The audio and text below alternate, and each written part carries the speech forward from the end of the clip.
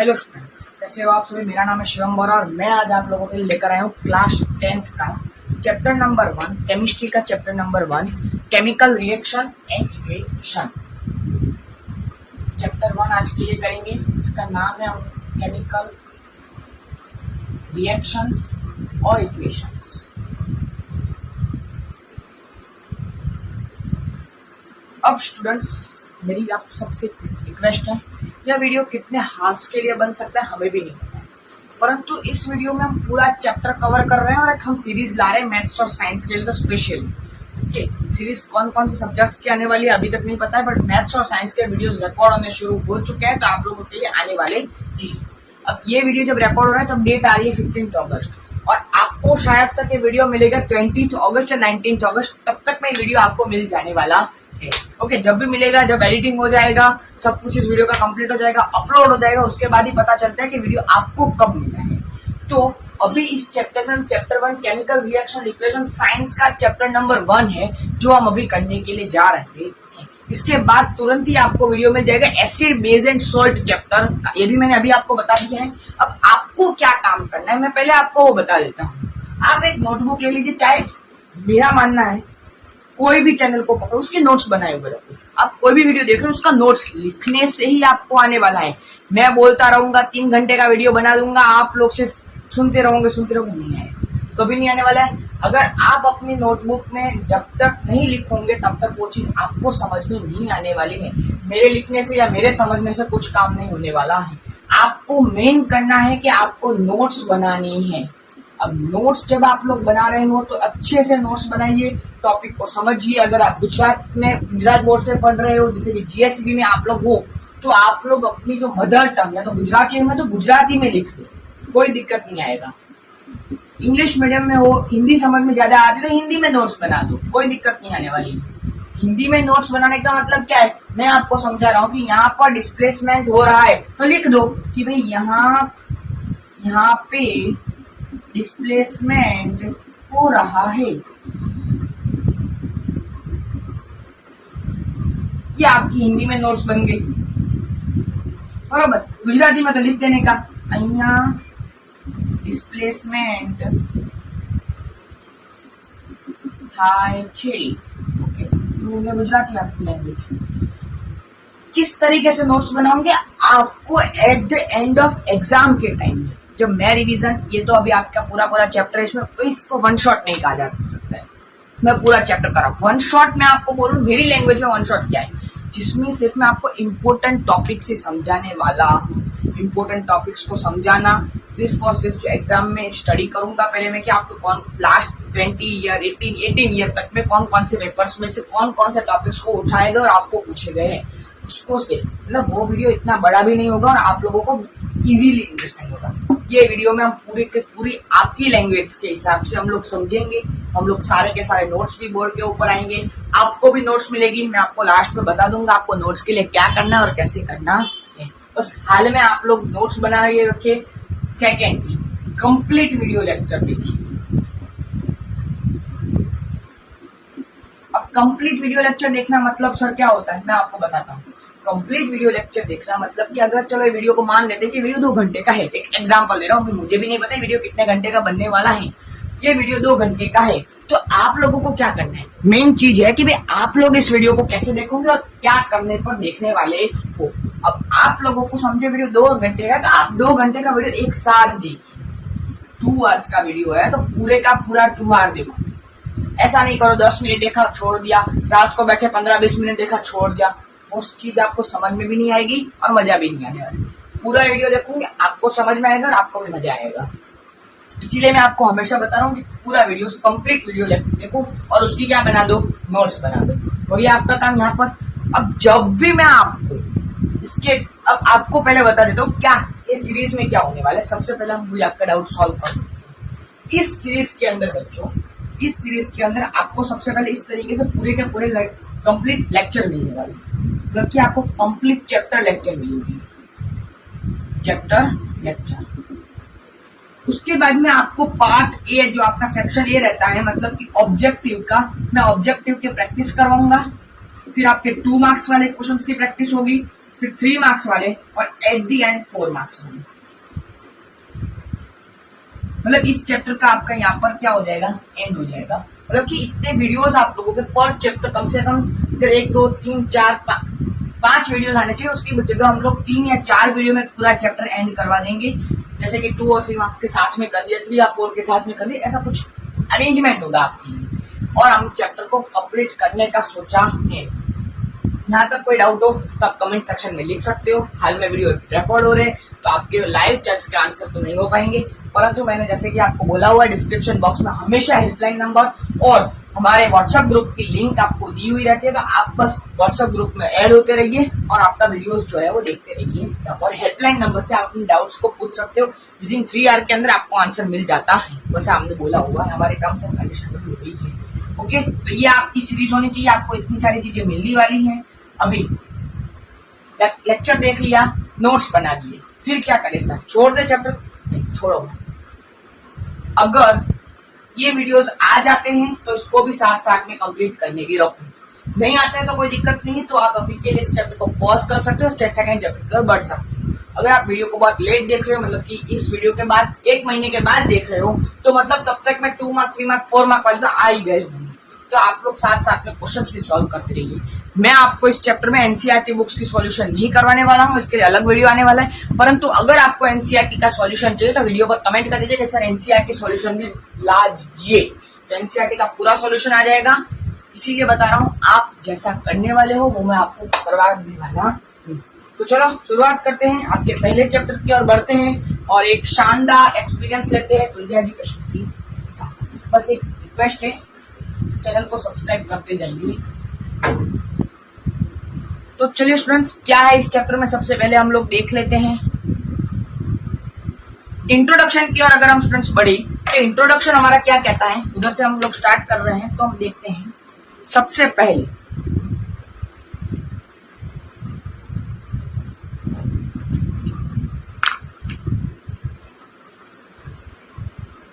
पहले हम स्टूडेंट्स कुछ केमिकल रिएक्शंस की डेफिनेशन टाइप कुछ क्वेश्चंस देखते हैं। ओके, तो हम लिखते हैं यहाँ पर, आप भी साथ साथ में लिख रही केमिकल रिएक्शंस। आप लोग रिएक्शंस पूरा लिखिएगा। Chemical reaction is a process. Chemical reaction है वो एक तरह की क्या है स्टूडेंट्स, प्रोसेस है। अब किसकी प्रोसेस है वो मैं आपको बताऊं तो कि इन विच वन और मोर रिएक्टेंट, उसके अंदर इन विच वन और मोर रिएक्टेंट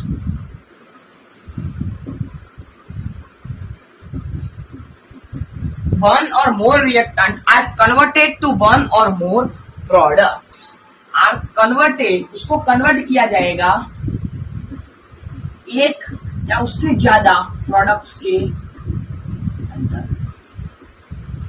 अगर आप, हाँ मैं बता देता हूँ, कुछ राइटिंग में इशू आ रहा है तो आप कमेंट कर दीजिए, वरना भी मैं आपको बता देता हूँ मंडे को। मतलब कि अभी मैं बता देता हूँ, ये वीडियो आपको जब मिल रहा है तब आपके पास जो डेट आ रही है वो है 17 अगस्त। ओके, 19 अगस्त के दिन में मैं आपको नोट्स अपलोड करवा देने वाला हूँ। इस चैप्टर की कंप्लीट नोट्स आपको मिल जाएगी मोस्ट प्रोबेबली 19 अगस्त को, बरोबर। तो अब ये डेफिनेशन क्या है मैं आपको समझा देता हूँ। जो केमिकल रिएक्शंस रहने वाले हैं आपके, जो भी केमिकल रिएक्शंस हैं, ओके, एक प्रोसेस है। किसकी प्रोसेस है, क्योंकि उसके अंदर एक या उससे भी ज्यादा रिएक्टेंट, अब रिएक्टेंट क्या है मैं आगे आपको सारी डिटेल्स बताता हूँ, और आर कन्वर्टेड और वन और मोर प्रोडक्ट्स। ओके, जो भी रिएक्टेंट है उसको हमेशा प्रोडक्ट्स में कन्वर्ट किया जाता है। आगे देखते हैं कि कैसे और क्या होता है। During the chemical reaction chemical change occurs. During a chemical reactions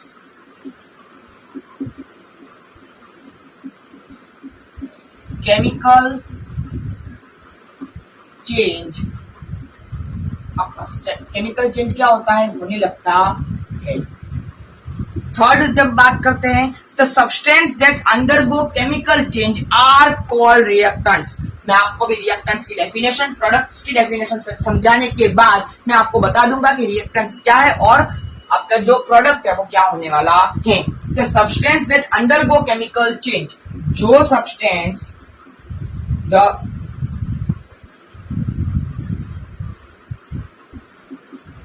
the substance which undergo chemical change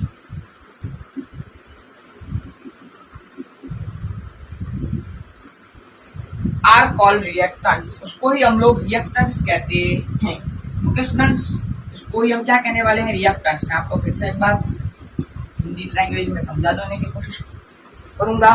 the new substance form is called product, और जो नए सब्सटेंस बनते हैं, द न्यू सब्सटेंस फॉर्म जो बने हैं उसको हम क्या कहने वाले हैं, प्रोडक्ट्स कहने वाले हैं। तो इसको अगर हिंदी लैंग्वेज में समझिए तो कि जब ड्यूरिंग अ केमिकल रिएक्शन, जब केमिकल रिएक्शन होती है तो केमिकल चेंज अकर होता है। ये तो एक बेसिक पॉइंट हो गया, समझने वाली कोई बात ही नहीं थी। आगे देखिए, तो कि the substance which undergo chemical change, जो सब्सटेंस है वो केमिकल चेंज के अंदर जा रहा है, आर कॉल्ड, उसको क्या कहने वाले हैं, रिएक्टेंट्स। ओके, इसको हम क्या कहेंगे, reactants. The new substance formed, जो नए सब्सटेंस बने हैं उसको हम प्रोडक्ट्स कहने वाले हैं। तो आओ जानते हैं रिएक्टेंट्स क्या होते हैं और प्रोडक्ट्स क्या होते हैं। आप कब से इसका इंतजार कर रहे थे, तो हम लोग जान लेते हैं।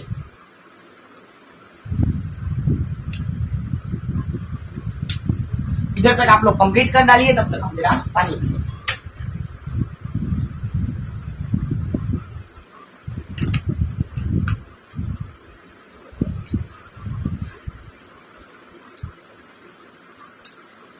चलिए शुरू करें। यहाँ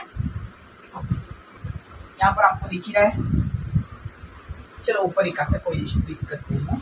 मैं आपको बताता हूँ, एक कंपाउंड CH4 क्या है, कैसे, सब कुछ जानेंगे। अब आप लोग सिर्फ इतना देखिए, मैंने कंपाउंड लिया है CH4। अब CH4 का मतलब क्या होता है मैं आपको बताता हूँ। कार्बन है, कार्बन के साथ 4 हाइड्रोजन लगे हुए, इसका मतलब होता है CH4। ये CH4 का स्ट्रक्चर हो गया। इसके साथ में जब मैंने 2O2 ऑक्सीजन गैस, O2 का मतलब क्या होता है, ऑक्सीजन की गैस, मतलब कि 2 ऑक्सीजन है, बट कैसे है, गैस में है। ओके, अब जब ये दोनों चीजें मिली तो मैंने क्या बनाया वो देखते हैं।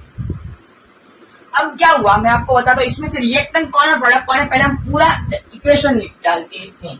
CH4 2O2, ओके, CH4 और 2O2 जब है तो मैंने क्या किया, C को, अब यहाँ पर जरा रेड मार्कर लेते हैं, C को और 2 ऑक्सीजन को ले लिया। अब जब इन दोनों को लिया तब क्या हुआ, देखना जरा आप लोग ध्यान से देखना, इन दोनों को लिया तब क्या हुआ, हमने रहा C को और O2 को लिया तो क्या बन जाएगा, CO2 बन गया। इधर तक कोई डाउट है, नहीं, वेरी गुड बेटा। अब नेक्स्ट क्या लिया, 2 प्लस 2H2O। ओके, मैं आपको बताता हूँ कैसे लिया और क्या लिया है।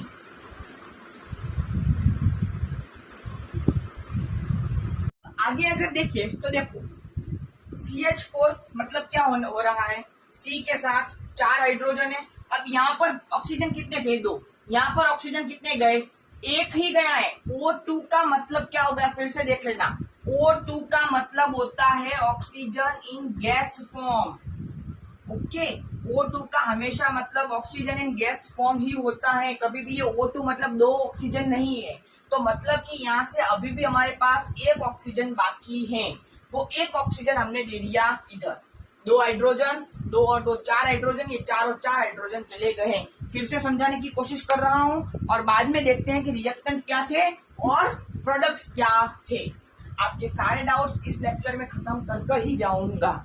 फिर से एक बार समझाने की कोशिश करता हूँ।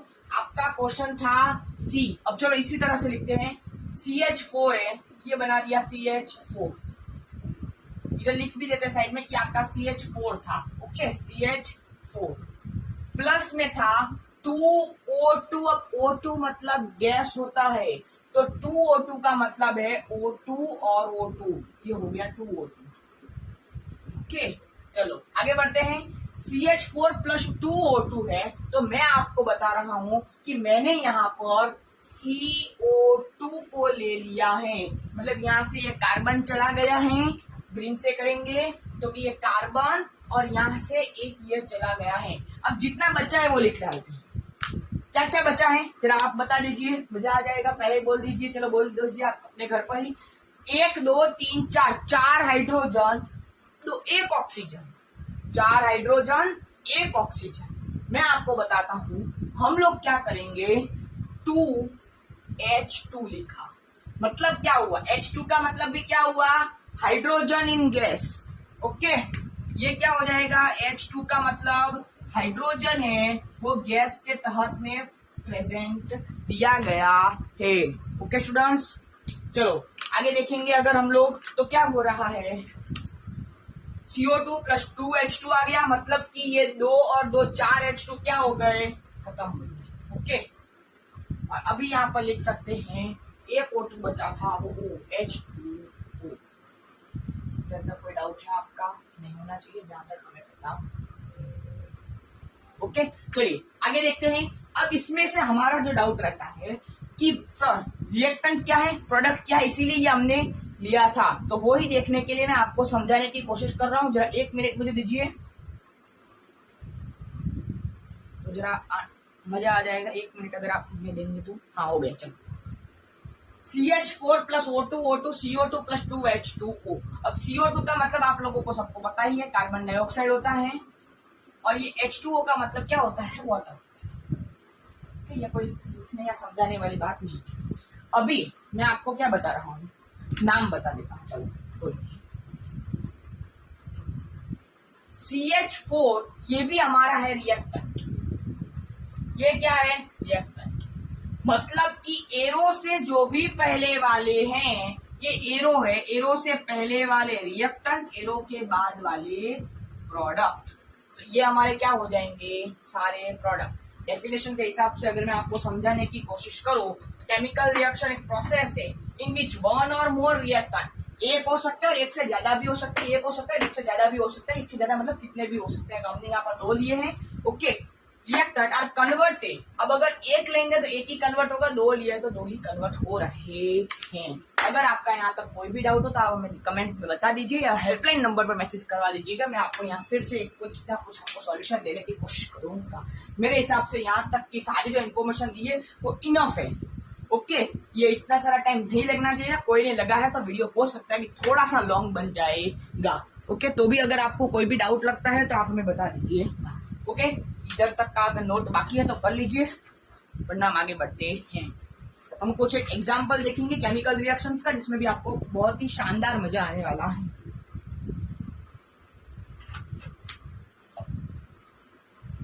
चलिए आगे बढ़ते हैं।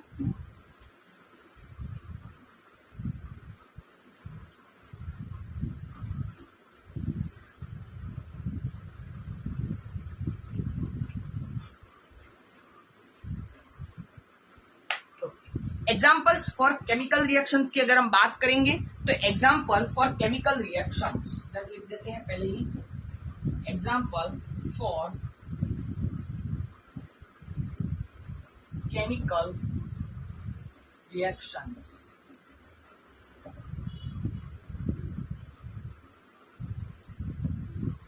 burning a clean magnesium ribbon with a dazzling white flame to form white powder magnesium oxide is due to the reaction of magnesium with oxygen to aero।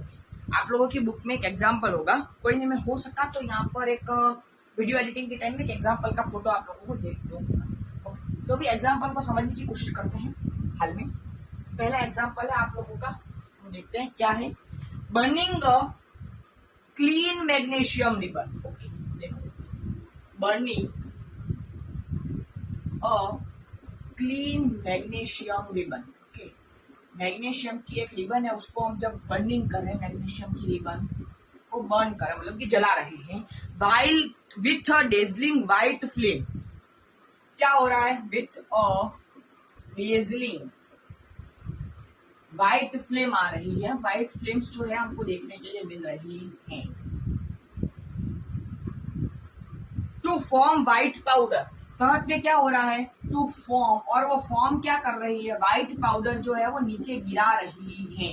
जब हम कोई भी एक लकड़ी को जलाते हैं तो नीचे से ब्लैक कलर का कुछ पाउडर इस फॉर्म में मिलता है, तो वैसा ही जब मैग्नीशियम रिबन को जलाएंगे तो व्हाइट पाउडर जो हमें मिला है, white flame to form a white powder. अब इस व्हाइट पाउडर का जो नेम है उसको हम लोग कहते हैं मैग्नीशियम ऑक्साइड।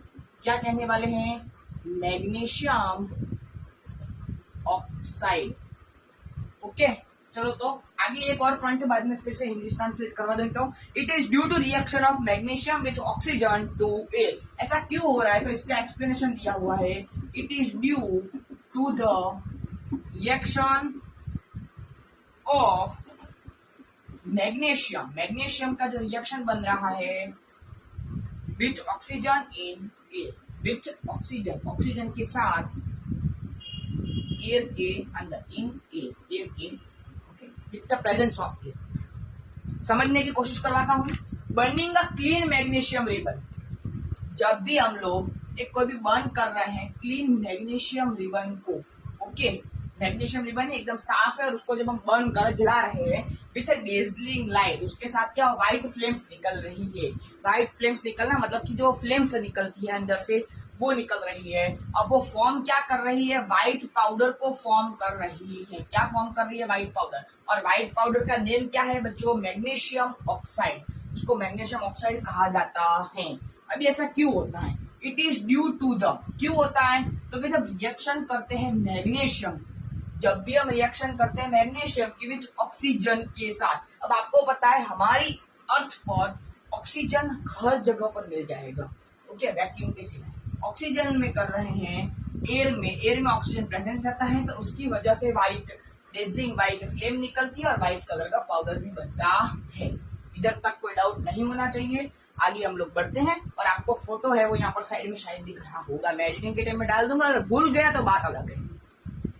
सेकेंड एग्जाम्पल मैं आपको इसका बताता हूँ, केमिकल रिएक्शन का जो सेकेंड एग्जाम्पल बताने जा रहा हूँ उसका मैं हो सका तो फोटो डालकर बता दूंगा। चलो तो यहाँ पर एक सेकेंड एग्जाम्पल करते हैं। फर्स्ट एग्जाम्पल हो गया है, इसका नोट्स में सारी चीजें मैंने दी हुई है और जो बोर्ड पर लिख रहा हूँ वैसे ही नोट्स हैं। आपको हल में नहीं लिखना है तो आप बाद में भी लिख सकते हैं, मेरे हिसाब से साथ में लिखना चाहिए। Take a lead nitrate solution in a test tube. Test tube आप सबको पता होगा, शायद तक नहीं पता है तो मैं फोटो डाल देता हूँ, कोई इशू नहीं। Take lead nitrate solution in a test tube. क्या करना है? टेक मतलब कि एक लीड नाइट्रेट सॉल्यूशन लेना है इन अ टेस्ट ट्यूब। अब सोचिए, मैं लिख सकता हूँ तो आप तो साथ साथ में लिख ही सकते हैं ना। मेरे पास तो कोई वो डिजिटल डिस्प्ले तो है नहीं कि डायरेक्ट लिखा हुआ आएगा, मैं सिर्फ पढ़ा कर चला जा रहा हूँ। मैं लिख रहा हूँ तो आप तो लिखो साथ साथ में। एंड पोटेशियम आयोडाइड सॉल्यूशन, और साथ साथ में क्या लोगे आप लोग? Potassium iodide solution, okay, potassium iodide का सॉल्यूशन लोगे। Yellow precipitate of lead iodide appear to the bottom। अब आपको तब क्या देखने को मिलेगा? Yellow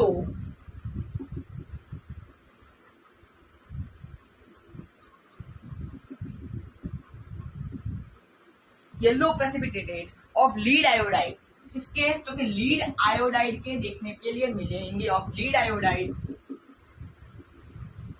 appears at the bottom। Appears मतलब कि नीचे आप लोगों को देखने के लिए मिलने वाले हैं। हिंदी में आपको फिर से एक्सप्लेनेशन देता हूँ विथ रेड मार्कर। क्या बता रहा है? टेक लीड नाइट्रेट सॉल्यूशन, एक लीड नाइट्रेट का सॉल्यूशन होता है वो आपको लेना है और वो आपको टेस्ट ट्यूब में रखना है। टेस्ट ट्यूब का फोटो आपको पहले दिखा दिया गया था।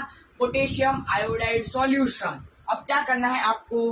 पोटेशियम आयोडाइड जो सॉल्यूशन रहता है उसमें अंदर डाल देना है एड मतलब कि टेक लीड नाइट्रेट सॉल्यूशन या टेस्ट ट्यूब, और मतलब कि ये जो टेस्ट ट्यूब है उसके अंदर सबसे पहले हमने लीड नाइट्रेट का सॉल्यूशन डाल दिया है, लीड नाइट्रेट का सॉल्यूशन, और उसके प्लस उसके ऊपर क्या डाल दोगे आप लोग? Potassium iodide, okay. जब आप लोग पोटेशियम आयोडाइड डाल दोगे तब जो चीज क्या होने वाली है? तो क्या आपको नीचे येलो प्रेसिपिटेट दिखने वाले हैं। किसके होंगे वो? लीड आयोडाइड के होने वाले हैं, लीड के और आयोडाइड के, जिसमें पोटेशियम नाइट्रेट बाहर निकल जाएगा। लीड आयोडाइड के होंगे। अपीयर्स टू द बॉटम, यहाँ पर नीचे आपको कुछ सॉलिड तरह के स्ट्रक्चर्स दिखेंगे। कहाँ पर?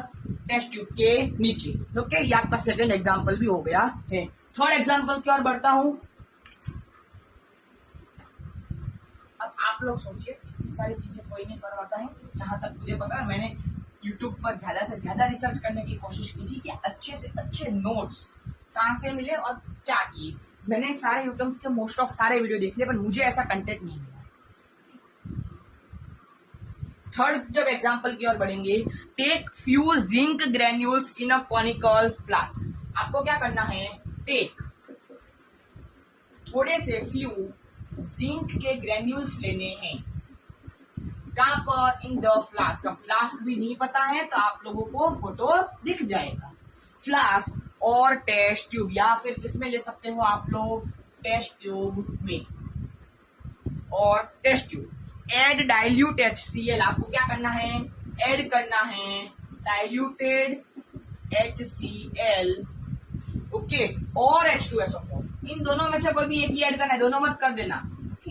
इन दोनों में से कोई भी एक ही ऐड करना है, अंदर लेना भी नहीं करते हैं। H2SO4। Bubbles are observe around zinc granules. अब आपको देखने के लिए क्या मिलने वाला है, बबल्स देखने के लिए मिलेंगे। बबल्स आर ऑब्जर्व, बबल्स आप लोगों को देखने के लिए मिलने वाले हैं। कहां पर, तो zinc granules due to observe around zinc granules. हाँ, अराउंड भूल जाता मैं तो समझ में नहीं आया। जिंक ग्रेन्यूल्स के आसपास में due to release of hydrogen. क्यों, तो ड्यू टू क्या रिलीज हो रहा है, हाइड्रोजन गैस रिलीज हो रही है, उसके तहत में हमें दिख रहे हैं। Okay students, conical flask becomes hot. जी हाँ, ये ध्यान रखना पड़ता है। कॉनिकल आपका जो फ्लास्क रहता है वो क्या हो जाता है, बिकम्स, क्या हो जाएगा, हॉट हो जाएगा। अब मैं आपको समझाता हूँ, बाद में एक जरा चीज भूल गया हूँ वो लेकर आता हूँ, मैं मेरा स्नैक्स भूल चुका हूँ वो लेकर आता हूँ। टेक फ्यू जिंक ग्रेन्यूल्स, आपको फ्यू जिंक ग्रेन्यूल्स लेने हैं इन द फ्लास्क। फ्लास्क के अंदर जिंक ग्रेन्यूल्स का सॉलिड टाइप स्ट्रक्चर होता है, वो आपको लेना पड़ेगा। और टेस्ट ट्यूब, या तो आप फ्लास्क में ले सकते हो या आप टेस्ट ट्यूब में ले सकते हो, यहाँ पर और लिखा हुआ है। उसके अंदर एड डाइल्यूटेड, डाइल्यूटेड मतलब कि उसमें अंदर ज्यादा से ज्यादा पानी की मात्रा होने वाली है। एड डाइल्यूटेड HCl, या तो आप HCl को डाल दो या H2SO4 को डाल सकते हो, दोनों में से एक को, और लिखा हुआ है इसलिए दोनों में से एक को ही डालना है। बबल्स आर ऑब्जर्व्ड, आपको बबल्स दिखने वाले हैं अराउंड, किसके अराउंड में, जिंक ग्रेन्यूल्स के। क्यों, तो due to release of hydrogen, आपको हाइड्रोजन गैस की जब रिलीज होने वाली है। Conical flask becomes hot, conical flask क्या हो जाएगा, हॉट हो जाएगा। ओके स्टूडेंट्स, यहाँ तक अगर आपने अभी तक नोट्स नहीं लिखी है तो नोट्स लिख लीजिए, आपको बहुत ही काम आने वाली है। करीबन मेरे हिसाब से 28 मिनट जैसा तो हो ही गया होगा, मेरे हिसाब से, पक्का नहीं बोलूंगा। मतलब मुझे लग रहा है कि लेक्चर कम से कम 2 घंटे ऊपर जाए। स्पेक्स ले लिए,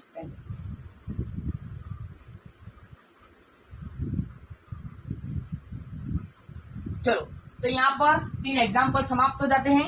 अब आगे देखते हैं क्या क्या होने वाला है, कैसे कैसे होने वाला है।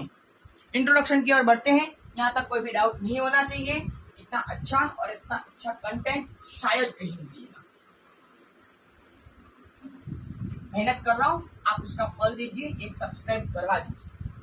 मेरा टारगेट है कि आपकी बोर्ड एग्जाम कंप्लीट हो उसके पहले पहले में 1000 सब्सक्राइबर्स हो जाने चाहिए चैनल पर। The following observation help us, जो फॉलोइंग ऑब्जर्वेशन है, जो the following observation,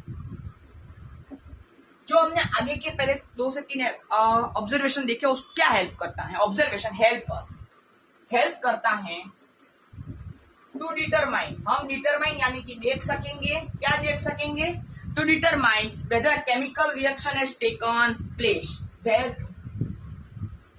whether a chemical reaction taken place। अभी मैं बताता हूं, 4 चीजें और लिख देता हूं। Change in state,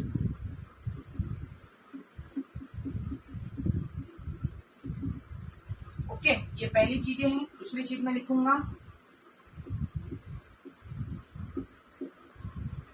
change in colour,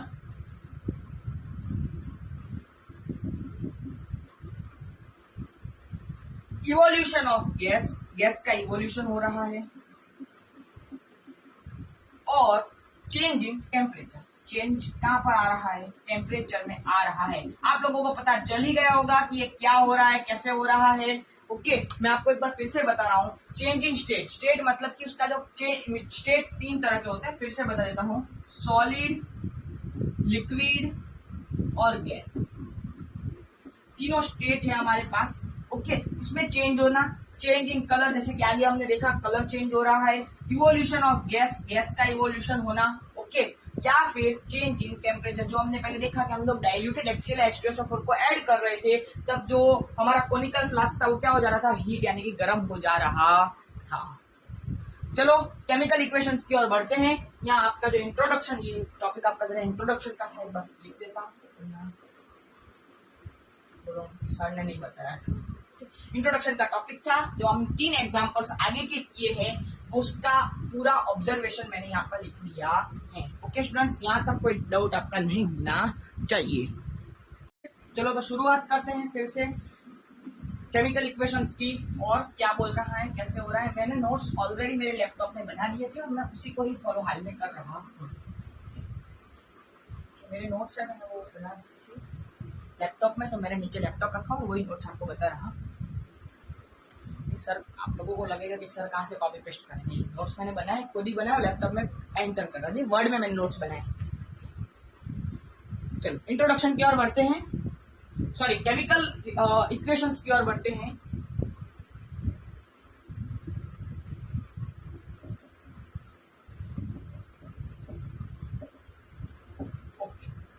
The description of a chemical reaction can be written in shorter form. The simplest way is word equation example. Okay, लिख डालते हैं। The simplest way, सबसे इजी वे जो रहेगा, the simplest way, एक काफी चाहता हूं। The description of chemical reaction, the description of chemical reaction can be written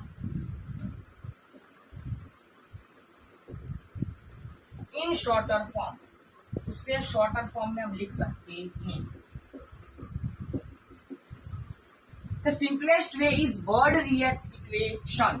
The simplest way आपकी जो रहने वाली है वो कौन सी रहेगी, वर्ड इक्वेशन। मैं आपको बता देता हूँ वो क्या होता है, वर्ड इक्वेशन। अब एग्जाम्पल, वर्ड इक्वेशन का स्पेशली एग्जाम्पल आपको बता रहा हूँ। ओके, जो वर्ड इक्वेशन है उसका मैं आपको एग्जाम्पल बताता हूँ। Magnesium plus oxygen, magnesium oxygen plus था,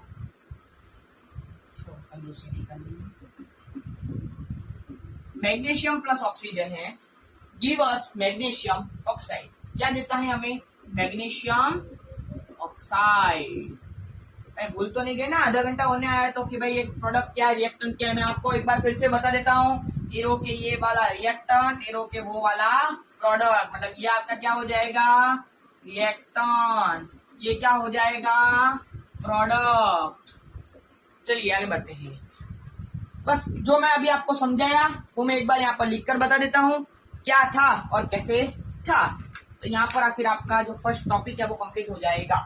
द रिएक्टेंट आर रिटर्न, जो रिएक्टेंट है are written on left side, on left side मतलब कि LHS, थोड़ा मैथ्स भी लगा देता हूं, मतलब कि LHS with a plus sign, with plus sign, ये देखो विथ अ प्लस की साइन आ गई, दोनों के बीच बिटवीन देम। और सेकेंड पॉइंट है products are written on the right hand side, products है उसको राइट साइड में लिखा जाता है, products are written on right side मतलब कि क्या हो गया वो RHS, थोड़ा मैथ लगा दिया है फिर से, RHS विथ, इसमें तो विथ नहीं आएगा ना, नहीं विथ प्लस साइन आएगा, विथ प्लस साइन, प्लस की साइन अगर ये भी दो चीजें होती तो मैं यहाँ पर लगा देता हूँ, with plus sign between them, दोनों के बीच में।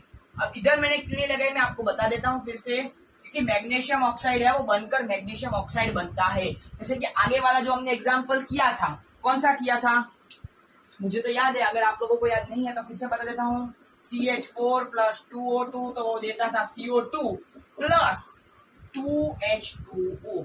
इधर आपने क्या देखा, हमने प्लस साइन लगी है। ओके, यहाँ पर देखो दो प्लस साइन है, यहाँ पर भी है और यहाँ पर भी आई। Okay, the arrowhead points toward the products and show the direction of the reaction. और ये हमें क्या बताता है, डायरेक्शन बताता है किसकी, रिएक्शंस की। एरो क्या बताएगा, डायरेक्शन ऑफ रिएक्शंस।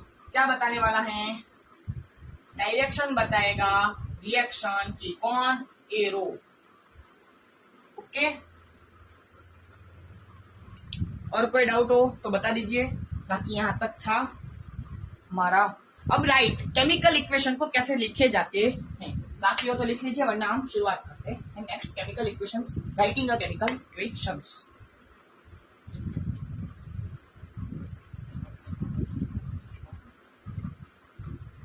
मुझे पता है आपका थोड़ा सा, अगर मैं बात करूँ ये वीडियो 2 घंटे का, तो आपके कम से कम 5 मिनट तो बिगड़ते हैं जब मैं बोर्ड में लिखने के लिए जाता हूँ। 5 से 10 मिनट आपके बिगड़ते हैं जब ये रफ के टाइम में जो आपका टाइम वेस्ट होता है। परंतु स्टूडेंट्स आपको इसमें थोड़ा सा फीलिंग आएगा। अब इंडिया है, हर बंदे के पास या हर ट्यूशन क्लास जहाँ ऑफलाइन पढ़ते हो उसके पास तो कोई बोर्ड तो नहीं होने वाला है, डिजिटल डिस्प्ले। आजकल एक नॉर्मल बोर्ड है जो मेरे पास है, वैसे सबके पास होता। जी हाँ, हमारे पास कोई इनकम का सोर्स होता, कोई हमें स्पॉन्सर्ड होता तो जी मैं बिल्कुल मैं उनको बोल देता एक बोर्ड की जरूरत है, आप मुझे बोर्ड लाकर दे दीजिए, मैं आपकी जो है वो वीडियोस बनाकर देते रहूंगा।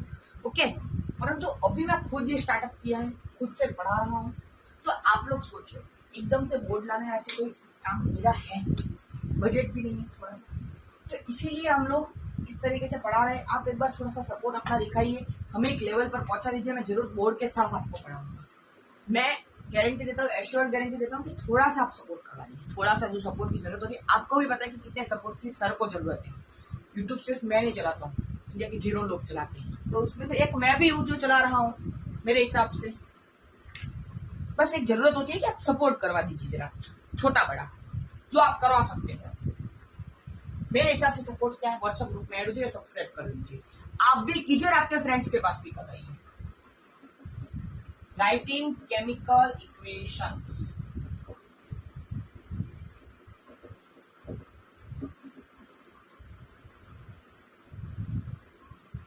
Chemical equation can be simply by using chemical formula. Chemical equations जो है, chemical equations can be simplified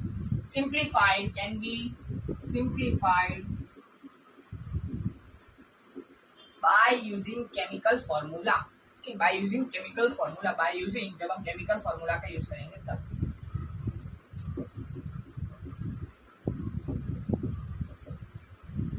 A chemical equation represent a chemical reaction. एक chemical equation है वो क्या बताता है, chemical reactions को chemical equation से represent, क्या represent कर देता है, chemical reactions।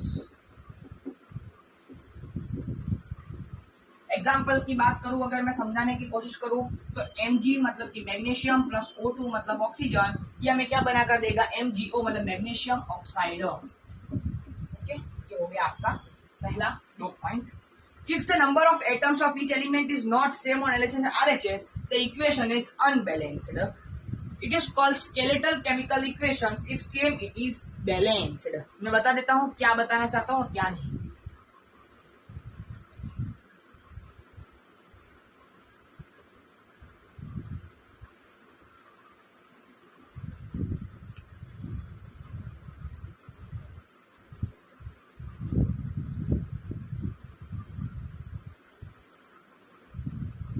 ओके, हो गया, लिख लिया आपने, तो देखते हैं आगे क्या बताना चाहता हूं मैं।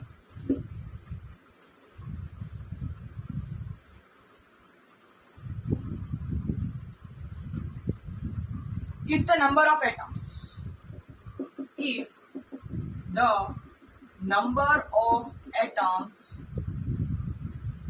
ऑफ ईच एलिमेंट, सारे एलिमेंट की, of each element is not, if each element is not same, वो सेम नहीं है, is not same on LHS and RHS, the equation is unbalanced, जो इक्वेशन क्या हो जाएगी, वही इक्वेशन अनबैलेंस्ड हो जाएगी।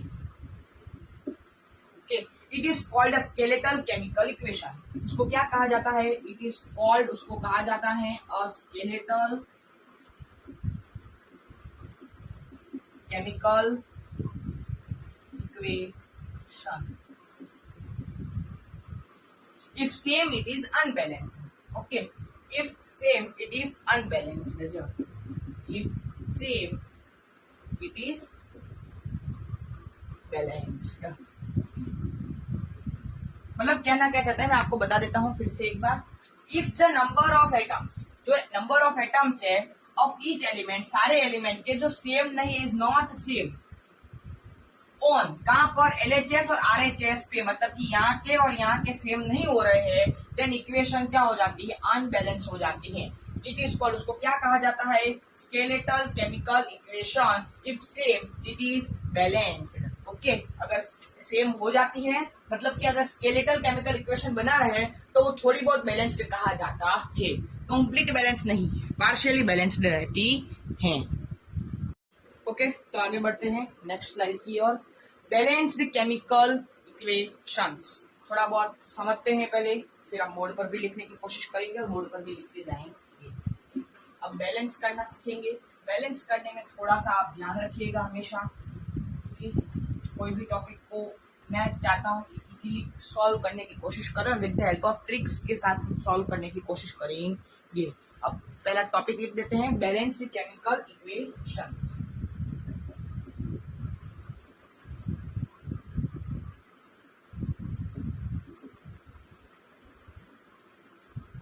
देखते हैं क्या है। According to the law of conservation of mass, according to, बोला है according to the law of conservation, किसका कंजर्वेशन, किसका करना है, मास का। तो क्या हो रहा है, mass can neither be created nor be destroyed, mass जो रहता है वो कभी भी नेदर बी क्रिएटेड, उसको हम कभी क्रिएट भी नहीं कर पाएंगे, और नॉर भी डिस्ट्रॉयड, और हम उसको अभी और डिस्ट्रॉयड भी नहीं कर पाएंगे। इन केमिकल रिएक्शंस, केमिकल रिएक्शंस के अंदर हम कभी भी मास को क्रिएट भी नहीं, मतलब कि बना भी नहीं पाते और खत्म भी नहीं कर पाते हैं। केमिकल रिएक्शंस मतलब क्या हो रहा है, total mass of the element present in the product is the equal to the total mass of the element in the reactant.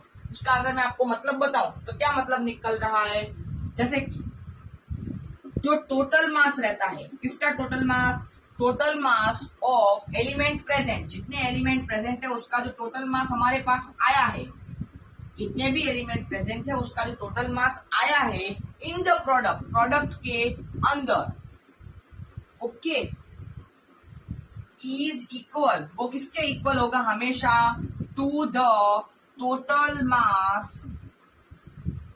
Of, total mass किसके, of element in the reactants, वो किसके equal होना चाहिए, in the element in the reactants के equal होना चाहिए। इसीलिए LHS is equal to, अगर RHS हो तो ही वो बैलेंस कहलाता है, वरना वो अगर पार्शियली बैलेंस है या अनबैलेंस्ड इक्वेशन रहती है।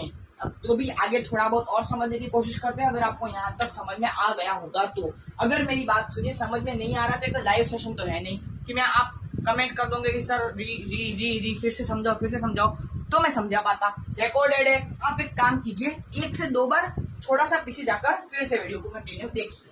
तो भी अगर आपको समझ में आपका डाउट है जो मन में नहीं हो रहा है तो आप हेल्पलाइन नंबर पर मैसेज करवा दीजिएगा, मैं आपके डाउट सॉल्व करा दूंगा। हो सका तो आपका कंप्लीट, सिर्फ आप बोलोगे कि sir balanced chemical equation topic फिर से करो, तो उसका पर्सनली 10 मिनट का वीडियो लाऊंगा और आपको समझा कर जाऊंगा। इतनी सेवा, मतलब कि इतना सारा काम यही चैनल करता दे सकती है, बस आपकी कमेंट्स की राह रहती है हमारी। चलो ये हो गया होगा आपका।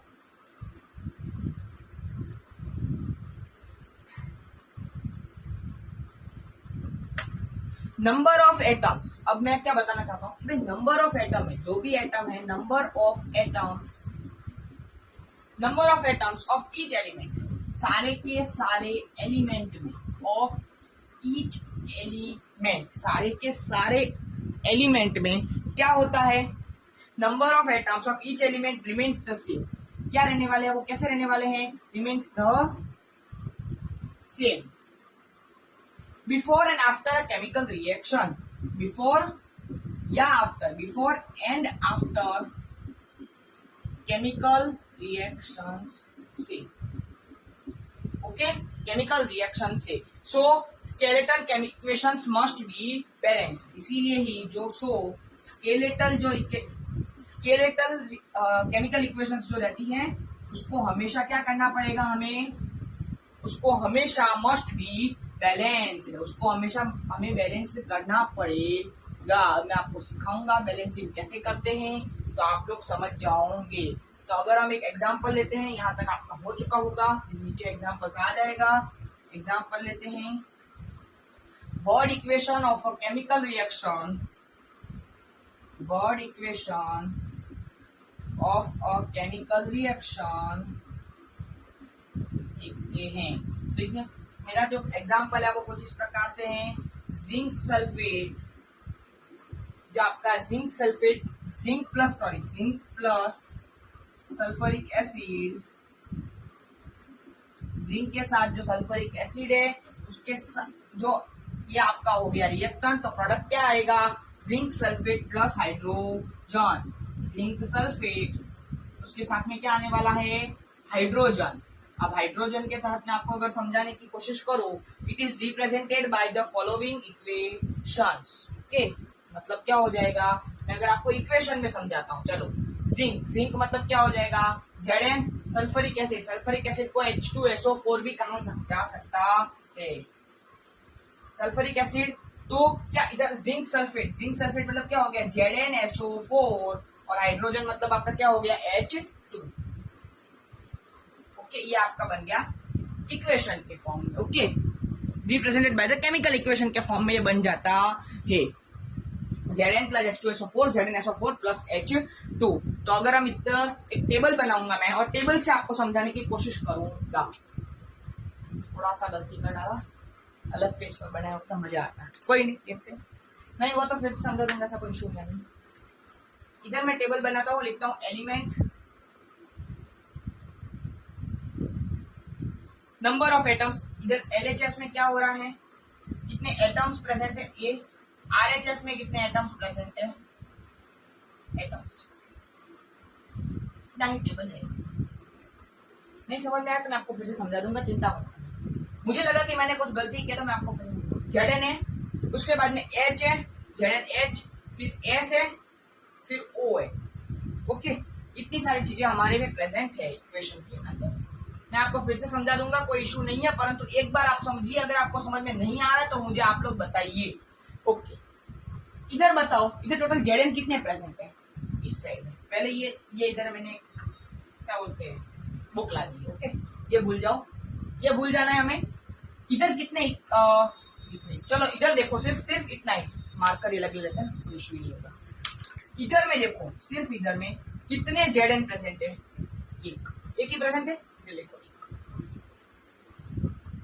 अब H कितने प्रेजेंट है, H 2H प्रेजेंट है, 2H। S कितने प्रेजेंट है, S एक ही है। O कितने प्रेजेंट है, O क्या लिखा है मैंने, 4। सेम अगर देखिए RHS में, मतलब कि अभी देखना है इस साइड, ये हटा देते हैं, इसका कोई काम नहीं है। Zn कितने हैं, 1, ओके। S कितने हैं, S कितने हैं, 1, ओके।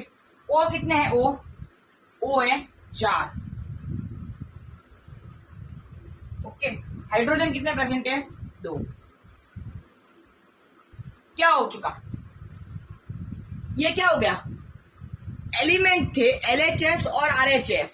अरे देखिए क्या हो चुका है, देखिए जल्दी, एलिमेंट थे LHS और RHS, ये एटम थे, Zn था एक था LHS में, तो RHS भी एक ही है, H दो थे तो दो ही है, S एक है तो एक ही है, O है 4 है तो 4 है। मतलब कि हमारी जो ये वाली इक्वेशन है वो बैलेंस हो चुकी है, आपने बैलेंस करना सीख लिया है, बैलेंस्ड। ओके, कोई दिक्कत नहीं है, अगर समझ में नहीं आ रहा है तो आप इतना सोचिए मत, बस आप अभी हाल में पढ़ाई में ध्यान दीजिए। अगर आपको समझ में नहीं आ रहा है इसका मतलब हो रहा है कि आपने कहीं ना कहीं मिस्टेक की है, तो उस मिस्टेक का सॉल्यूशन मैं अभी आपको करवा दूंगा, तो आपको समझ में आने लगेगा। Step for balancing chemical equation से पहले फिर से एक बार समझा रहा हूं, तो आप लोग फिर से एक बार समझने की कोशिश करना। अभी समझाऊंगा परंतु डिटेल में समझाऊंगा थोड़ा सा, और थोड़ा अनडिटेल समझाऊंगा, मतलब आप देखिए मैं कैसे समझा रहा हूं। हमारे पास जिंक सल्फ्यूरिक एसिड था, जिंक प्लस सल्फ्यूरिक एसिड, उसका हमने क्या बना दिया, zinc sulphate plus hydrogen, zinc sulphate, उसके साथ में क्या डाल दिया, हाइड्रोजन। मतलब क्या हो गया, जिंक का Zn प्लस सल्फ्यूरिक एसिड क्या हो जाता है H2SO4, उसके साथ में जिंक सल्फेट, मतलब क्या हो जाएगा ZnSO4 और हाइड्रोजन का H2। अब बनाते हैं टेबल। यहां पर क्या लिखना है, एलिमेंट्स, कौन कौन से एलिमेंट्स हमने लिए थे, यहाँ पर LHS में कौन कौन से हैं और RHS में कितने हैं। अब इधर देखना क्या है, एटम्स देखने हैं। ओके, सबसे पहले Zn कितने थे, फिर H कितने हैं, फिर S कितने हैं और फिर O कितने हैं, इस तरीके से देखने हैं। चलो देखते हैं, शुरुआत करें। ओके, Zn एक है, पहले इतना ही देखना है, Zn कितने हैं, एक है। हमारी ये कौन सी साइड कहलाती है, LHS ना, जो मैं LHS में लिखूंगा वो यहाँ पर लिखूंगा। H कितने हैं, 2 है, S 1 है, O 4 है, हो गया। अब इस साइड देखो, Zn कितने हैं, 1 है, S कितना है, S 1 ही है, O कितने हैं, 4 है, हाइड्रोजन कितने हैं, 2 है। मतलब इसका मतलब क्या हुआ, बस it is a balanced chemical equation. ये हमारी जो इक्वेशन है वो क्या हो जाएगी, it is a balanced chemical equation.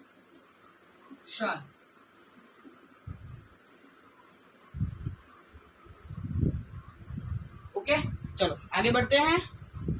देखो इतना टाइम दे रहा हूं, प्लीज आप थोड़ा सा अपना सपोर्ट दिखाइएगा, जरूर दिखाइएगा। यहाँ पर हमें पता चलता है कि हम कितने थक जाते हैं, इतने सारे वीडियोस बनाने के तहत मेरा एडिटिंग करना, सब कुछ करना पड़ता है आप लोगों के लिए। आपको जैसे बोला कि भाई यहाँ पर आपको वो फोटो दिख जाएगा, वो दिख जाएगा, तो उसके लिए पूरा वीडियोस को 2 से 3 बार देखना पड़ता है। अगर 2 घंटे का वीडियो मैं 3 बार देखूंगा तो समझो मैं 3 बार देख रहा हूँ, जो तो मुझे आता भी, आप लोग 3 बार देखते हैं तो कितना भविष्य सुधर जाता। तो थोड़ा सा समझिए और थोड़ा सपोर्ट दिखाइए अपना, कम से कम सपोर्ट दिखाने से आप, मेरा फायदा है आपका भी फायदा है। ऐसा तो नहीं बोल रहा हूँ कि भाई मैं कोई वीडियो नहीं डालूंगा आपसे चैनल को सब्सक्राइब करते नहीं, तो मत समझता हूँ, तो मतलब मैं इतना मेहनत कर रहा हूँ तो आप थोड़ा सा सपोर्ट दिखा सकते हो। Steps of balancing chemical equations, भाई मार्कर कहाँ चली जाती है, यहाँ से ये रही। Steps of balancing a chemical equations, steps देखते हैं, बैलेंस करना केमिकल इक्वेशंस को, steps of balancing chemical equation. Okay, heat and trial method अगर हम बात करेंगे तो balance a chemical equation using last whole number coefficient. Okay, step 1 से बात करते हैं। हमने जो इधर बैलेंस कर रहे हैं वो है हमारी Fe plus H2O plus H2O gives क्या दे रही है, Fe3O4 Fe3O4 Fe3O4 plus H2। देखते हैं स्टेप 1 क्या है हमारा। स्टेप 1 से बता रहा हूं, step 1,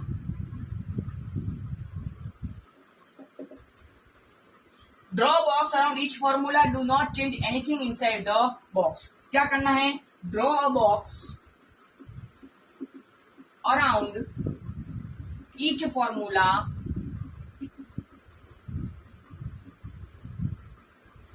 do not change anything inside the box. Do not, आपको कोई भी चेंज नहीं करना है. Do not change anything inside the box. Box के अंदर inside the, मतलब कहना क्या चाहता हूँ वो बता देता हूँ. आप जो ये इक्वेशन को है वो बॉक्स में डाल दीजिए. कैसे डालना है? जैसे कि Fe plus H2O gives Fe3O4 plus H2. इन सबको एक बॉक्स में पुट कर दीजिए. ओके, बॉक्स में पुट कर दिया. Step 2, list the number of atoms of different elements. अब क्या करना है आपका? जो स्टेप 2 कौन सा रहने वाला है? स्टेप जो 2 है हमारा, list the number of atoms of different elements. हमें क्या करना है? एक लिस्ट बनानी है ऑफ डिफरेंट एलिमेंट्स की.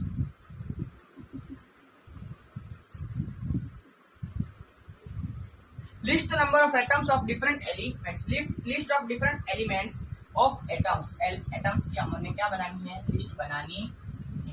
ओके, तो चलो फिर से वही एक टेबल बनाते हैं, उसके बाद में देखते हैं क्या करना है. अब टेबल बनाते हैं. यहाँ पर साइड में छोटा सा टेबल बनाता हूँ. आज ज्यादा बड़ा नहीं बनाने का कोई मतलब नहीं निकलता है. समझने वाले 2 बार में समझ चुके, तीसरी बार खुद से करना होता है. अब तीसरी बार मैं करवा रहा हूँ, उससे पहले आप लोग कर लीजिए. मेरा ऐसा मानना है. बाकी अगर वीडियो को टाइम पास के लिए देखिएगा. चलो, Fe है प्लस H है प्लस O है. इसमें 3 है, बता देता हूँ फिर से. Fe, H और O. चलो, Fe कितने प्रेजेंट है? एक ही प्रेजेंट है. उस साइड में कितने प्रेजेंट हो जा रहे हैं? 3 हो जा रहे हैं. H कितने प्रेजेंट है? 2. उस साइड कितने हैं? 2. O 1, उस साइड 4. इसका मतलब क्या हुआ? अरे यहाँ पर 1, यहाँ पर 3, 2, 2, 1, 4. चलो देखते हैं क्या कहना चाहता है. चलो स्टेप 3 में बढ़ते हैं. स्टेप 3 मेरे हिसाब से दूसरे पेज पर करेंगे, मतलब कि इसको रफ कर करूंगा तो आपको ज्यादा समझ में आएगा. स्टेप 1, स्टेप 2 नोट कर डालिए. स्टेप 3 के लिए नेक्स्ट स्लाइड, मतलब कि नेक्स्ट रफ करता फिर से करता हूँ.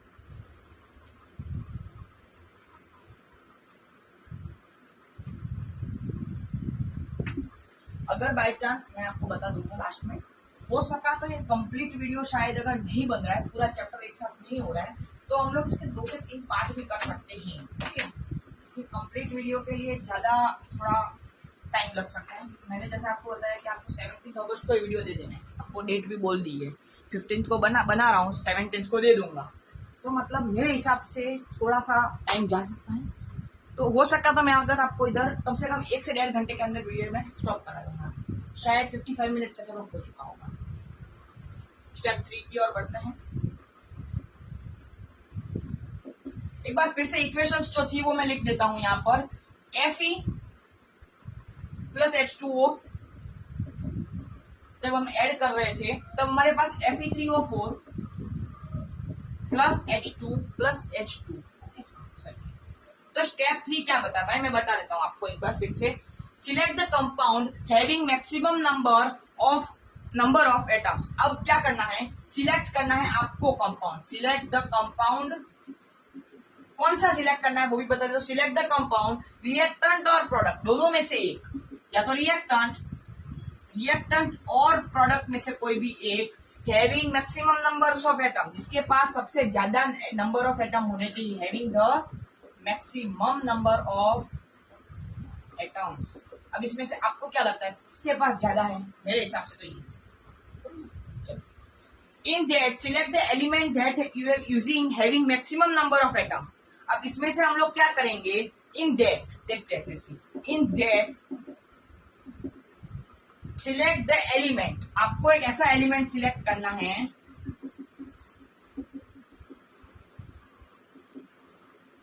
having maximum number of atoms. उसके पास क्या होगा? having maximum numbers of atom. अब इसमें से आपके किसके पास ज्यादा एटम्स है? ऑक्सीजन के पास उसके खुद के ज्यादा है, तो इधर लिखते हैं ब्रैकेट में ऑक्सीजन. और यहाँ पर लिख देते हैं हमें Fe3O4. दोनों को सिलेक्ट किया है. तो अब बता क्या रहे? Atoms of oxygen. अब एक टेबल बनाना पड़ेगा फिर से हमको. एटम्स ऑफ ऑक्सीजन मतलब कि O2 लिख देता हूं. In reactant in product.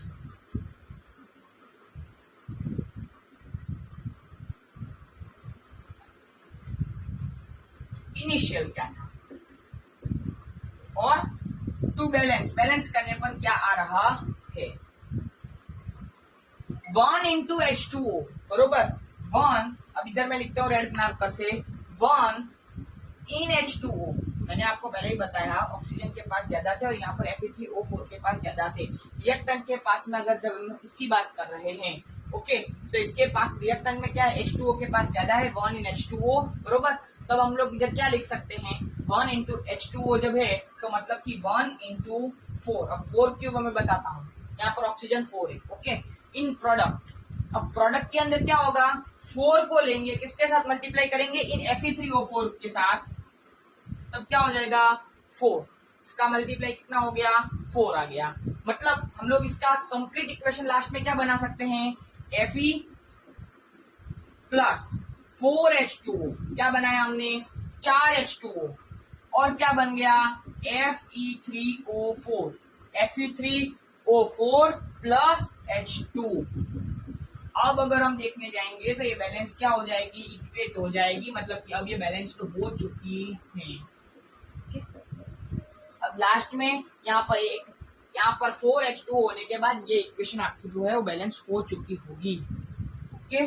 अब स्टेप 4 की ओर बढ़ते हैं तो के balance the number of hydrogen. अभी भी थोड़ा बहुत पार्टली बैलेंस बाकी है तो ये अभी तक बैलेंस कंप्लीट बैलेंस नहीं हुई है परंतु पार्शियल हो चुकी है ओके। तो हम आज मेरा हिसाब से स्टेप्स ऑफ बैलेंसिंग इक्वेशन पर एंड करेंगे और कल हम आगे बढ़ सकते हैं। तो स्टेप 4 की ओर बढ़ते हैं करीब 6 स्टेप है उसके बाद में वीडियो एंड हो जाएगा। मैं एंड कर जाऊंगा ऑटोमेटिक एंड नहीं होगा आपको भी पता है। मतलब कि अभी तक में हमारे पास ये इक्वेशन आई हुई है थोड़ा और आगे दिमाग लगाते हैं और क्या होता है वो हम सॉल्व करने की कोशिश करते हैं। स्टेप 4 की ओर बढ़ते हैं 6 स्टेप्स में इक्वेशन खत्म हो जाएगी। उसके बाद में मैं आपको करवाने वाला हूँ नेक्स्ट वीडियो में आगे का बता दूंगा लास्ट में कि नेक्स्ट वीडियो में क्या होने वाला है। देखते हैं कंप्लीट अभी भी नहीं पता चल रहा है कि कंप्लीट वीडियो आज होगा या नहीं होगा। स्टेप 4 में बढ़ने की पहले लिख देते हैं यहाँ पर step 4 balance the number of hydrogen atom. अभी हम हाइड्रोजन एटम को सबसे पहले क्या करेंगे बैलेंस कर रहे हैं। बैलेंस द हाइड्रोजन एटम कैसे करेंगे आपको सबको मेथड पता ही है मैंने सिखा दी है। अब अभी भी बता रहा हूँ अभी भी बैलेंस नहीं समझ में आ रहा है तो एक 10 मिनट का ज्यादा से ज्यादा वीडियो आएगा उसमें पूरा बैलेंस करना सिखा दूंगा। 10 से 15 मिनट का वीडियो आएगा उसमें पूरा बैलेंस करना सिखा दूंगा। चिंता मत कीजिए वो भी लाऊंगा वो टॉपिक वाइज वीडियो आएंगे। अभी हाल में इस तरीके से पूरा चैप्टर करवाने की कोशिश कर रहा हूँ। Balance the number of hydrogen atom यहाँ पर लिख देते हैं एटम मतलब कि हमारे पास of hydrogen atom of hydrogen और है रिएक्टेंट में कितना हो रहा था और यहाँ पर प्रोडक्ट में क्या हो रहा है ओके। चलो तो इनिशियल है और यहाँ पर क्या आएगा बैलेंस करने के बाद टू बैलेंस में क्या हो जाता है। इनिशियल में 8 है 4H2O के तहत में 8 है 4H2O के तहत में ओके। और यहाँ पर कितना हो जाएगा 8। अब प्रोडक्ट में कितने हैं 2 है H2 के तहत में तो 2 इंटू 4 कितना हो जाएगा 8 ओके। तो ये अभी आपकी जो इक्वेशन है वो क्या बनकर आई है मतलब कि Fe प्लस 4H2O और क्या बन गई है Fe3O4 plus 4H2 okay 4H2 मतलब कि अब की बार में हमने नया क्या डाला यहाँ पर भी 4 आ गया। पहले ये आया था अब की बार में ये आ चुका है। अभी इक्वेशन अभी हम लोग किसको करेंगे आयरन को। आयरन मतलब फेरस Fe को फेरस बोला जाता है आयरन भी बोला जाता है दोनों बोल सकते हैं। स्टेप 5 करने की ओर जाते हैं। स्टेप 5 क्या करना है मुझे लगता है अभी आपको समझ में आने लग गया होगा कि सर क्या कर रहे हैं और कैसे कर रहे हैं। मैं एक एक एटम को बैलेंस करना सिखा रहा हूँ ताकि आपको कोई भी चीज को हार्ड या कॉन्सेप्ट ना लगे बराबर। लास्ट में ये भी सिखा कर जाऊंगा कि एक साथ एग्जाम के टाइम में इतना नहीं करना होता है तो अभी आपको समझा रहा हूँ। Balance the number of iron atom किसको बैलेंस करना है balance the iron atom, iron को बैलेंस करना है। कैसे करोगे atoms of iron? Atoms of iron, यहां पर रिएक्टेंट, यहां पर प्रोडक्ट। ओके, तो क्या करेंगे यहां पर इनिशियल और यहां पर क्या आएगा? अब तो आपको आ गया होगा प्रोडक्ट, सॉरी बैलेंस। बैलेंस करने पर क्या मिला? चलो, वन इन एफ ई, तो यहां पर क्या हो जाएगा? 1 इंटू 3, ओके, और 3 इन Fe3O4, 3 यहां पर Fe3O4 के अंदर, तो यहां पर क्या हो जाएगा? 3, यहां पर भी 3, यहां पर भी 3, मतलब कि ये भी बैलेंस हो चुका है। तो अभी हम क्या कर सकते हैं? लिखेंगे फिर से हमारी 3Fe प्लस 4H2O, उसके बाद में FeSO4, Fe3O4 और प्लस 4H2, मतलब ये कर दिया बैलेंस और ये कर दिया। अब क्या हो गया? ये 3Fe हो गया। ओके, मतलब इधर तक भी बैलेंस हो चुका है। अब स्टेप है हमारा 6। ओके, कितने स्टेप है भाई? 7, देखते हैं, कोई नहीं। आपके 2 सेकंड दिन पहले एडिट हो चुकी थी, तो मुझे भी याद नहीं है कितने मैंने स्टेप दिखाया इसमें।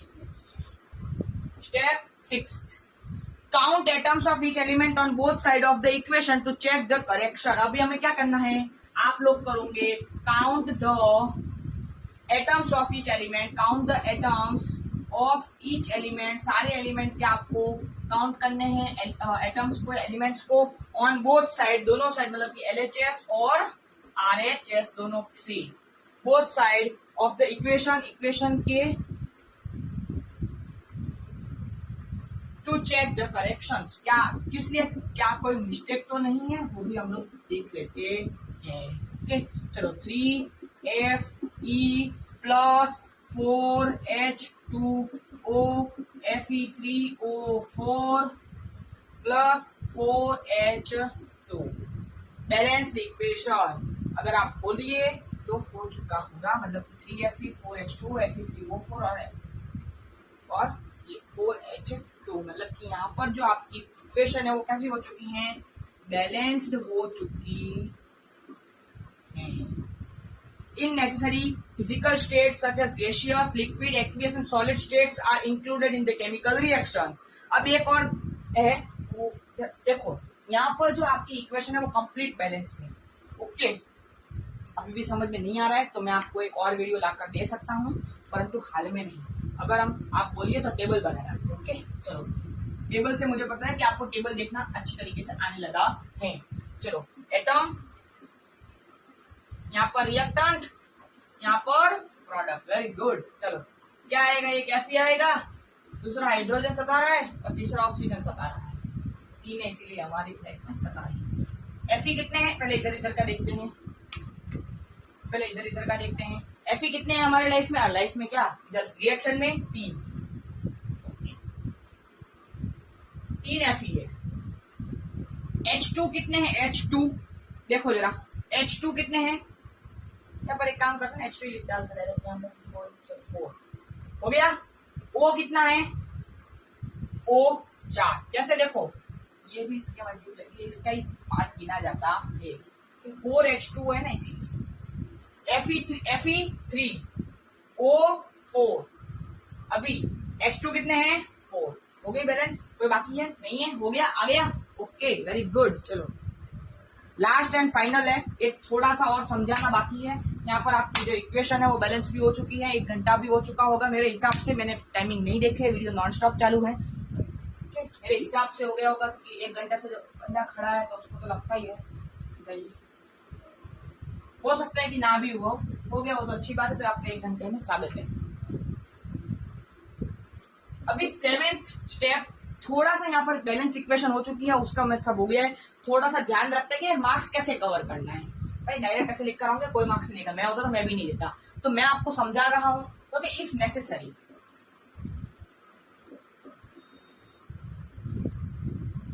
हमें हमेशा फिजिकल स्टेट, हमें हमेशा क्या बताना पड़ता है? फिजिकल स्टेट को बतानी पड़ती है। फिजिकल स्टेट किसकी? तो के एस गैसियस की, मतलब कि जी होती है, स्टेट सॉलिड की मतलब कि एस होगी, अगर लिक्विड है तो एल होगी, और अगर एक्वियस है तो ए क्यू होगी। एक्वियस का पूरा स्पेलिंग लिख देता हूं।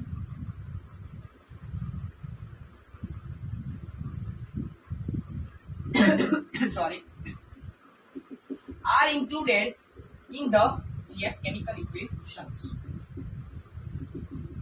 मतलब कि एक बार अगर फिर से इक्वेशन लिखकर बताता हूं कि ये क्या बोलना चाहता है। हमने क्या लिखा था, 3Fe प्लस Fe4H2O, यही है। क्या बता रहा था, Fe3O4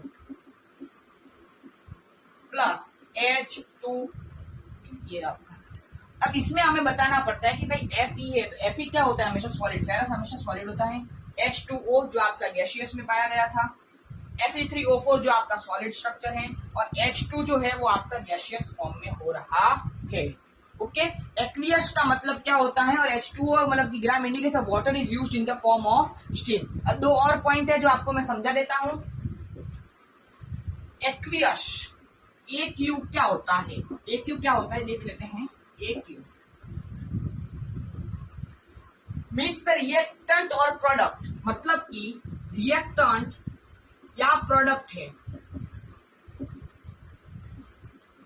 रिएक्टेंट और product is present as a solution.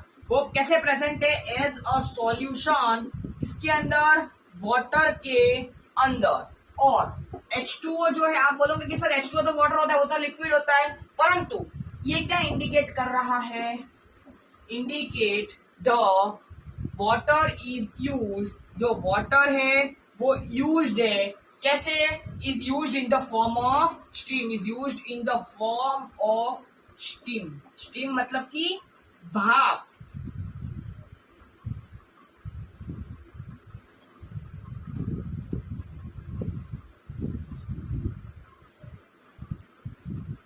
Steam क्या हो रहा है, भाप के तहत में आपकी यूज हो रही है।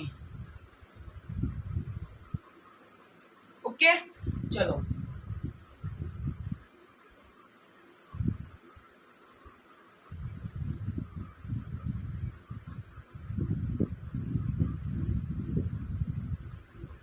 या आपकी भाप के तरफ में क्या होती है, यूज होती है।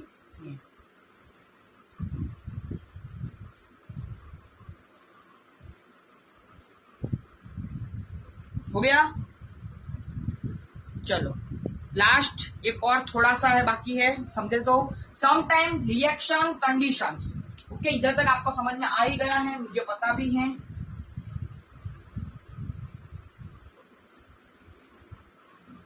हो सकता तो एक और वीडियो आपको, मतलब कि स्पेशल एक वीडियो रहेगा, उसमें सिर्फ हम थोड़ा नॉर्मली देखने वाले हैं।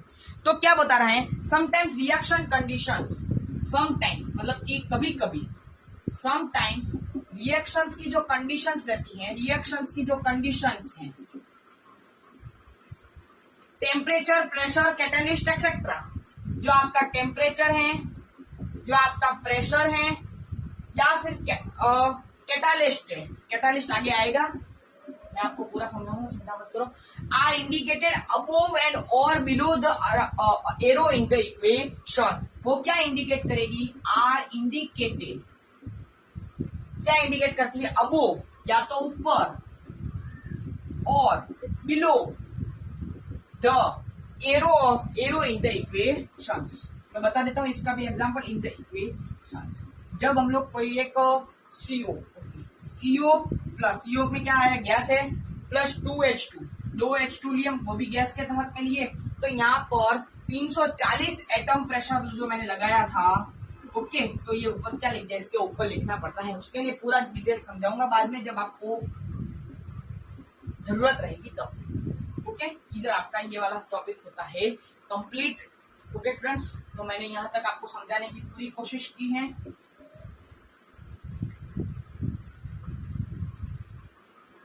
तो बच्चों, तो आगे कंटिन्यू करते हैं, और इस चैप्टर को आज ही ओवर करना है हमें, मैंने ठान लिया है, मैंने भी सोच लिया है, क्योंकि अगर एक साथ पूरा चैप्टर करेंगे तो मजा आएगा। कल फिर से दूसरा वीडियो देखोगे, हो सकता है कि मैं भी आलस कर दूं, मैं भी वीडियो ना बनाऊं, ऐसा नहीं करते, चलो कर ही लेते, साथ साथ पे खड़े हैं तो हो जाएगा। ओके, ज्यादा अभी कोई टॉपिक लिखने बाकी भी नहीं है। ओके, और आपका भी चैप्टर खत्म हो जाएगा और नेक्स्ट वीडियो जल्दी से जल्दी हम एसिड बेस एंड सॉल्ट का भी कर पाएंगे।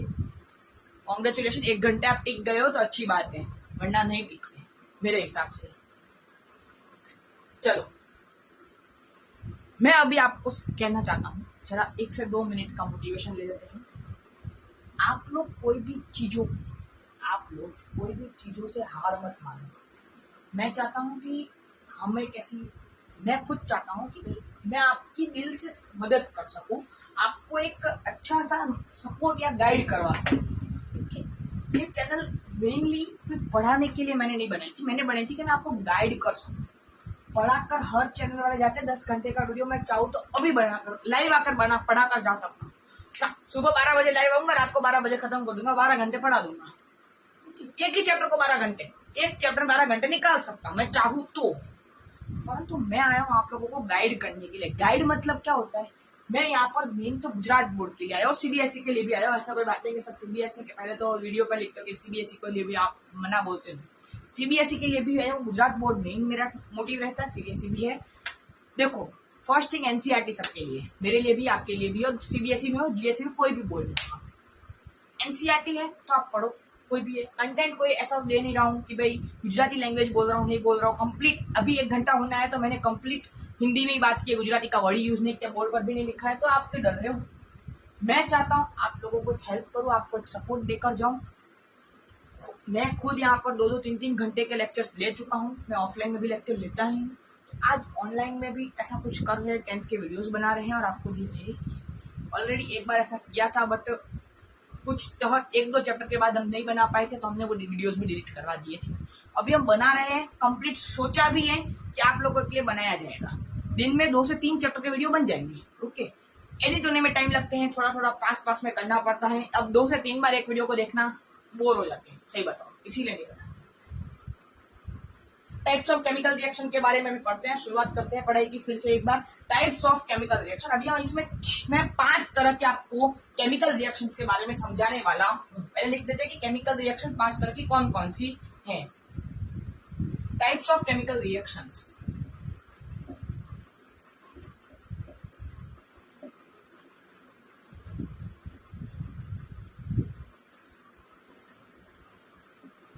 जिसके अंदर in a chemical reaction atom of one element do not change into atom of another element. In a chemical reactions, atom of one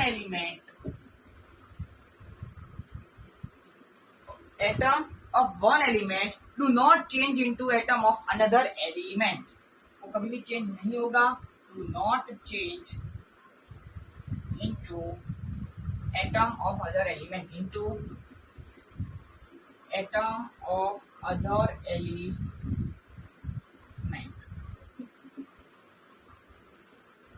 Nor do atoms disappear from the mixture or appear from elsewhere.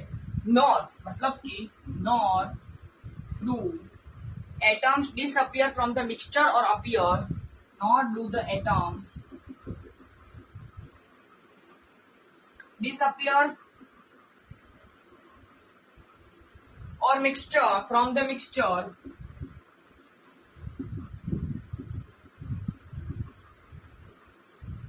और appear from elsewhere, और या तो वो और appear होते हैं from दूसरी जगह। एक तो पॉइंट ये हो गया। Chemical reaction involves breaking and making of bonds between them. Chemical equation क्या करती हैं? Chemical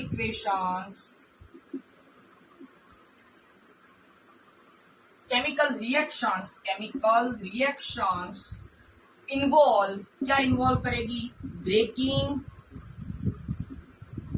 and making of bonds. क्या बनाएगी? Breaking and making of bonds को बनाने का काम करती है। नो फ्रेंडशिप बॉन्ड नहीं बनाती है बिटवीन एटम्स, 2 एटम्स के बीच में। बॉन्ड्स बहुत तरह के होते हैं, आगे चैप्टर्स में पढ़ते जाएंगे तो आइडिया आएगा चैप्टर्स के। इसीलिए पूरी सीरीज स्टार्ट की है और ज्यादा से ज्यादा वीडियोस आप लोगों के तक में पहुंचाने वाला हूँ।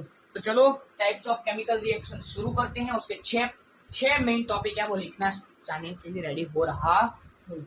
ये 2 पॉइंट है वो आप लिख लेना, ये कुछ इंपोर्टेंट नोट्स तरीके में पॉइंट में लेकर आया था आप लोगों के लिए। आगे देखते हैं क्या होने वाला है। चलो, पहली जो रिएक्शन है वो है हमारी कॉम्बिनेशन रिएक्शंस। पहली रिएक्शन कौन सी है? Combination reaction. दूसरी जो रिएक्शन है वो कौन सी है? Decomposition reaction. दूसरी जो आपकी जो है वो कौन सी है? Decomposition reaction. तीसरी जो रिएक्शन है वो कौन सी है? Displacement reaction. Displacement reaction. चौथी जो रिएक्शन है वो है हमारी double displacement reaction. Double displacement reaction. पांचवी और आखिरी है oxidation and reduction reaction. Oxidation होना एवं रिडक्शन होना रिएक्शन में से। अब पांचों की अलग अलग तरीके से समझेंगे और बोर्ड पर अलग अलग तरीके से मैं लिखने वाला हूँ। ओके, चलो शुरुआत करूं। रेडी हो? अब रेडी तो होना ही पड़ेगा सर, आप वीडियो बना रहे हो तो थोड़ा बहुत तो हम भी करेंगे सपोर्ट आपको। चलो लिख लेना, पांचों नहीं लिखी हो तो लिख लीजिएगा नोट्स में से भी, और लिख ली हो तो वेरी गुड, और थोड़ा वीडियो रख तो पीछे कर लीजिएगा। पहली रिएक्शन के बारे में बात करूं तो पहली रिएक्शन है हमारी combination reaction.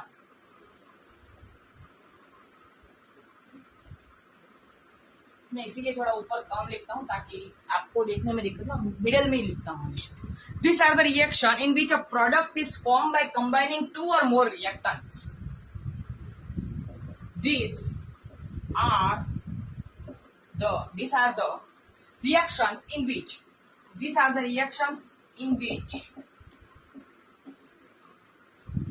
a product is formed by, जो प्रोडक्ट है वो फॉर्म्ड होती है, formed by, कैसे फॉर्म होती है? बाय कंबाइनिंग 2 और मोर रिएक्टेंट्स। कंबाइन क्या करती हैं?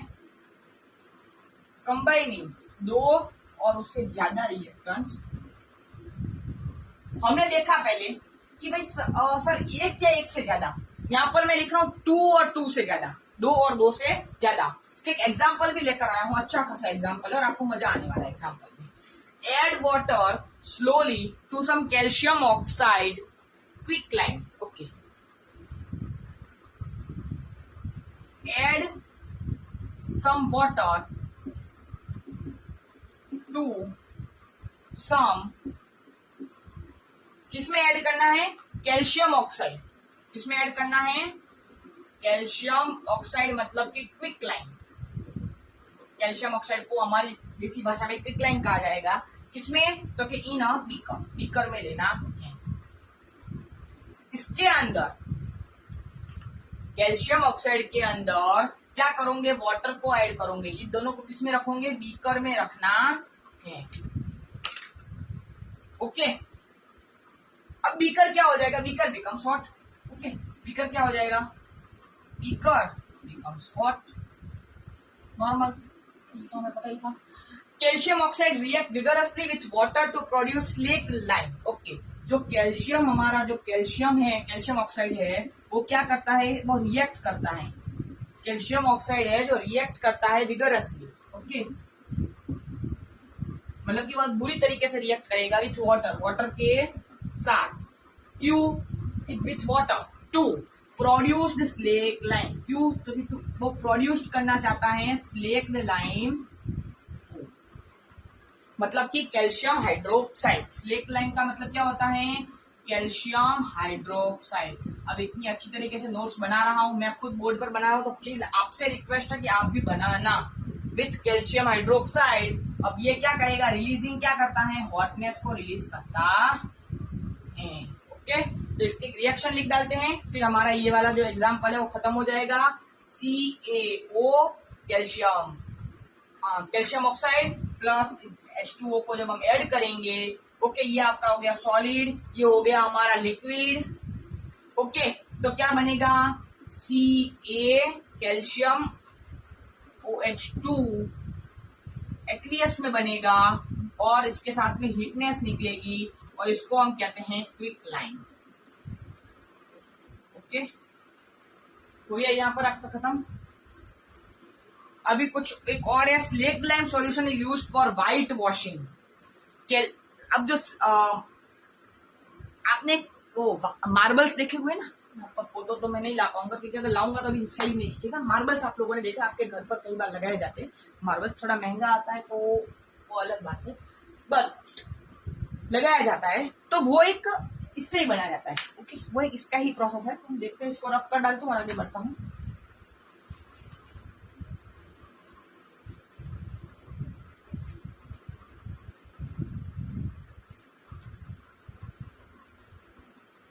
वो एक इसी की प्रोसेस थी। तो हम देखते हैं कि स्लेक्ट लाइम का जो सॉल्यूशन था, जो स्लेक्ट लाइम का जो सॉल्यूशन है, स्लेक्ट लाइम का जो सॉल्यूशन है यूज्ड कहां पर, उसका यूज किया था इन व्हाइट वॉशिंग। व्हाइट वॉशिंग में यूज किया जाता है। Calcium hydroxide react slowly with CO2 in air to form the layer of calcium carbonate CaCO3 after 2 to 3 days of white washing gives a shiny finish to the walls। अभी बता देता हूँ, चलो लिख कर ही बताता हूँ। कैल्शियम हाइड्रोक्साइड जो चीज है, मतलब इसकी कैल्शियम हाइड्रोक्साइड को क्या लिख सकते हैं हम लोग, CO। कैल्शियम हाइड्रोक्साइड को क्या लिख सकते हैं हम लोग, कैल्शियम हाइड्रोक्साइड।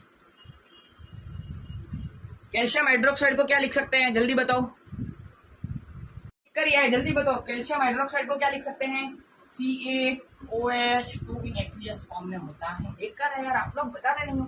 चलो, वो रिएक्ट करता है CO2 मतलब कि कार्बन डाइऑक्साइड के साथ, react with carbon dioxide with O2, react करेगा कार्बन डाइऑक्साइड के साथ इन एयर के CO2 in air to form thin layer. कहां पर, एयर के अंदर करेगा react to form thin layer, एक मोटी सी लेयर बनाने में, to thin layer of calcium carbonate. इसमें ऑफ कैल्शियम के कार्बोनेट में, कैल्शियम कार्बोनेट मतलब कि जो आपका क्या कहा जाता है, CaCO3। Okay, after 2 to 3 days of white washing, after 2 to 3 days, 2 से 3 दिन के बाद white washing, after 2 to 3 days of white washing के 2 से 3 दिन बाद। ओके, ये हो गया।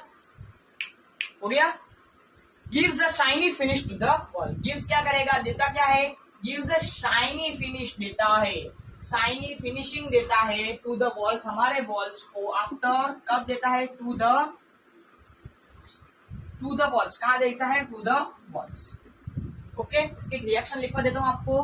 CaOH2 मतलब कि एक्वियस हो गया, इसमें कार्बन डाइऑक्साइड गैस, CO2 मतलब कि गैस आ गई, तो क्या होगा, CaCO3 बन रहा है और प्लस H2O बाहर निकल रहा है, लिक्विड में है, और ये हमारा हो जाएगा सॉलिड फॉर्म में। ओके, यहाँ तक अगर किसी को कोई डाउट हो तो इसको कहा जाता है कैल्शियम हाइड्रोक्साइड। लिख देता हूँ कैल्शियम हाइड्रोक्साइड, और जो CaCO3 है वो है calcium carbonate.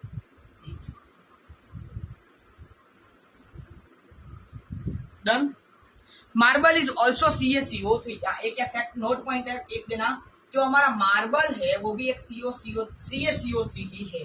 Marble is also CaCO3।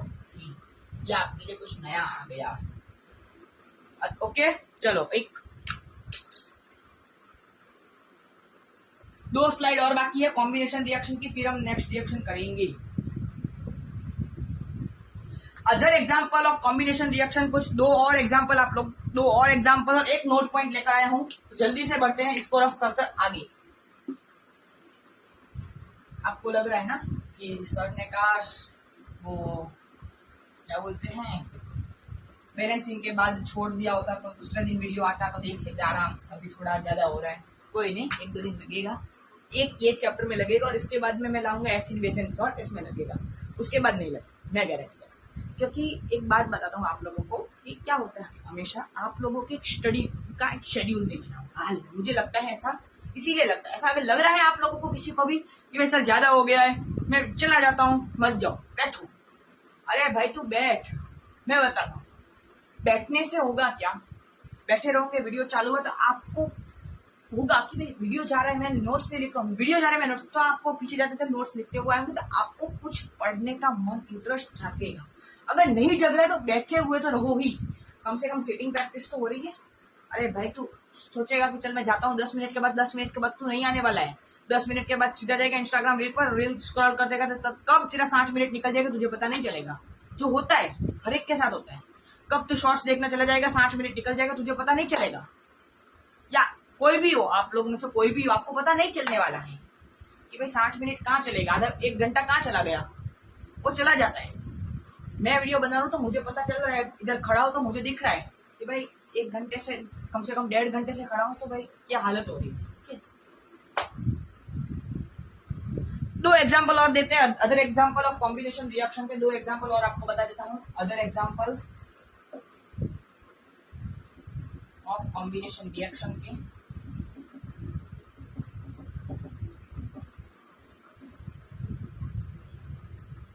पहला है burning of coal.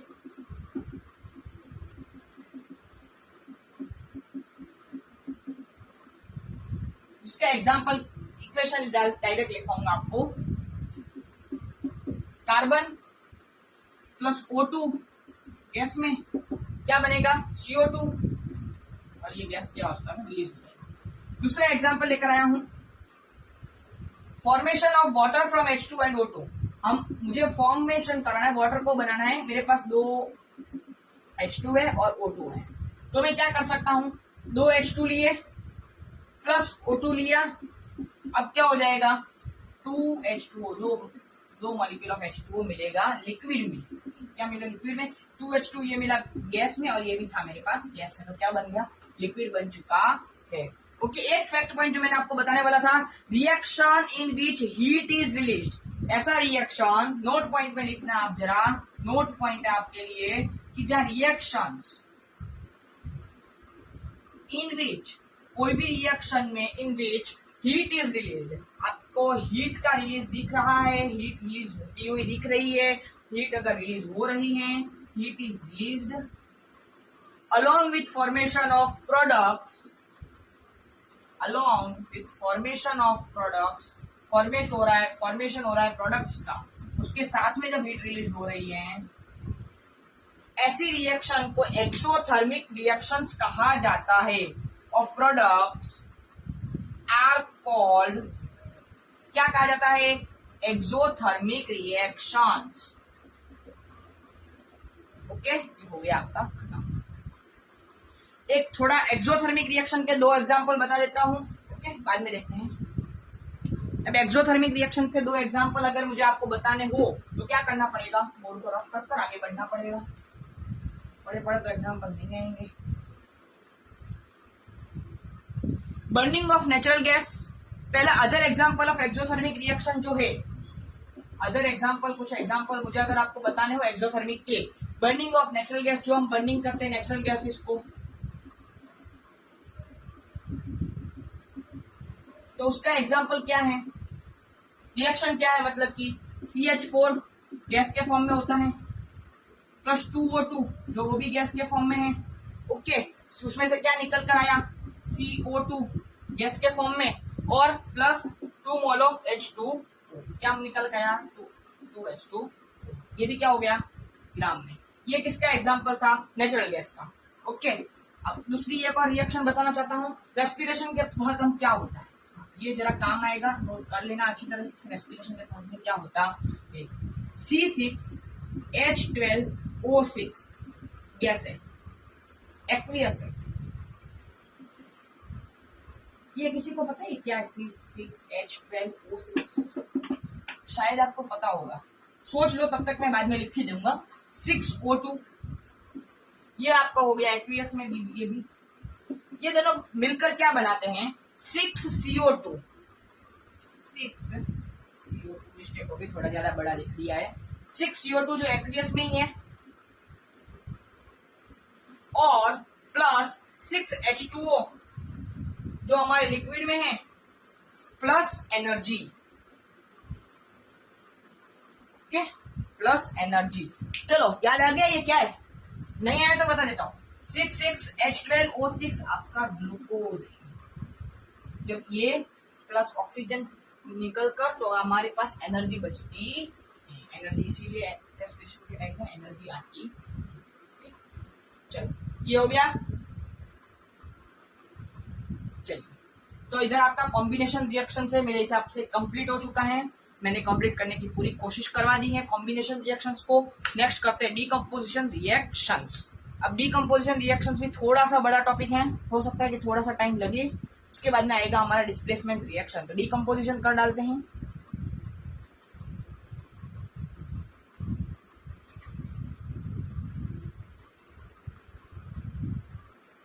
Okay students, चलो मैंने थोड़ा बहुत लिख लिया है ऑलरेडी आप लोगों के लिए।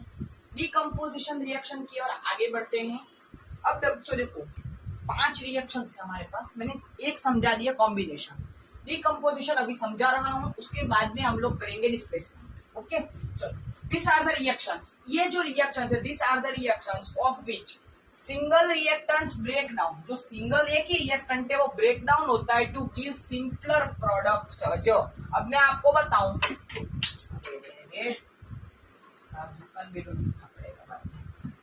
चलो कोई नहीं, अब 4 है, अब 4 को मुझे ब्रेक डाउन करने तो मैं लिख सकता हूँ 2 + 2, या 4 है उसको मैं लिख सकता हूँ 1 + 1 + 1। इस तरीके से ये जो डीकम्पोजिशन है वो ऐसा कुछ वर्क कर हमें देता है, जो भी मैं अभी आपको समझाने की कोशिश करूंगा। ओके चलो शुरुआत करें। Take 2 gram of ferrous sulphate. हमें क्या करना है, 2 ग्राम ऑफ फेरस सल्फेट लेना है इन अ ड्राई बॉइलिंग ट्यूब। जो ड्राई बॉइलिंग ट्यूब होती है उसके अंदर उसको हीट करना है जब तक कि फ्लेम्स बाहर ना निकले, जो धुआं होता है वो बाहर ना निकले तब तक हम लोग उसको क्या करेंगे, हीट करेंगे, गर्म करेंगे। Green colour of ferrous sulphate is changed. अब जो क्या होगा, ग्रीन कलर का जो फेरस सल्फेट होगा वो चेंज हो जाएगा with characteristics order of burning sulphate.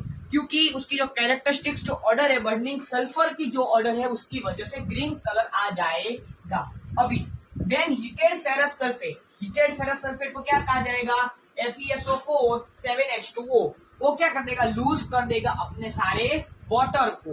अब वाटर को जब लूज करेगा तब होगा क्या, इट डिकम्पोज टू फेरोइक एसिड। अब वो डिकम्पोज के साथ कैसे हो जाएगा, फेरिक एसिड में,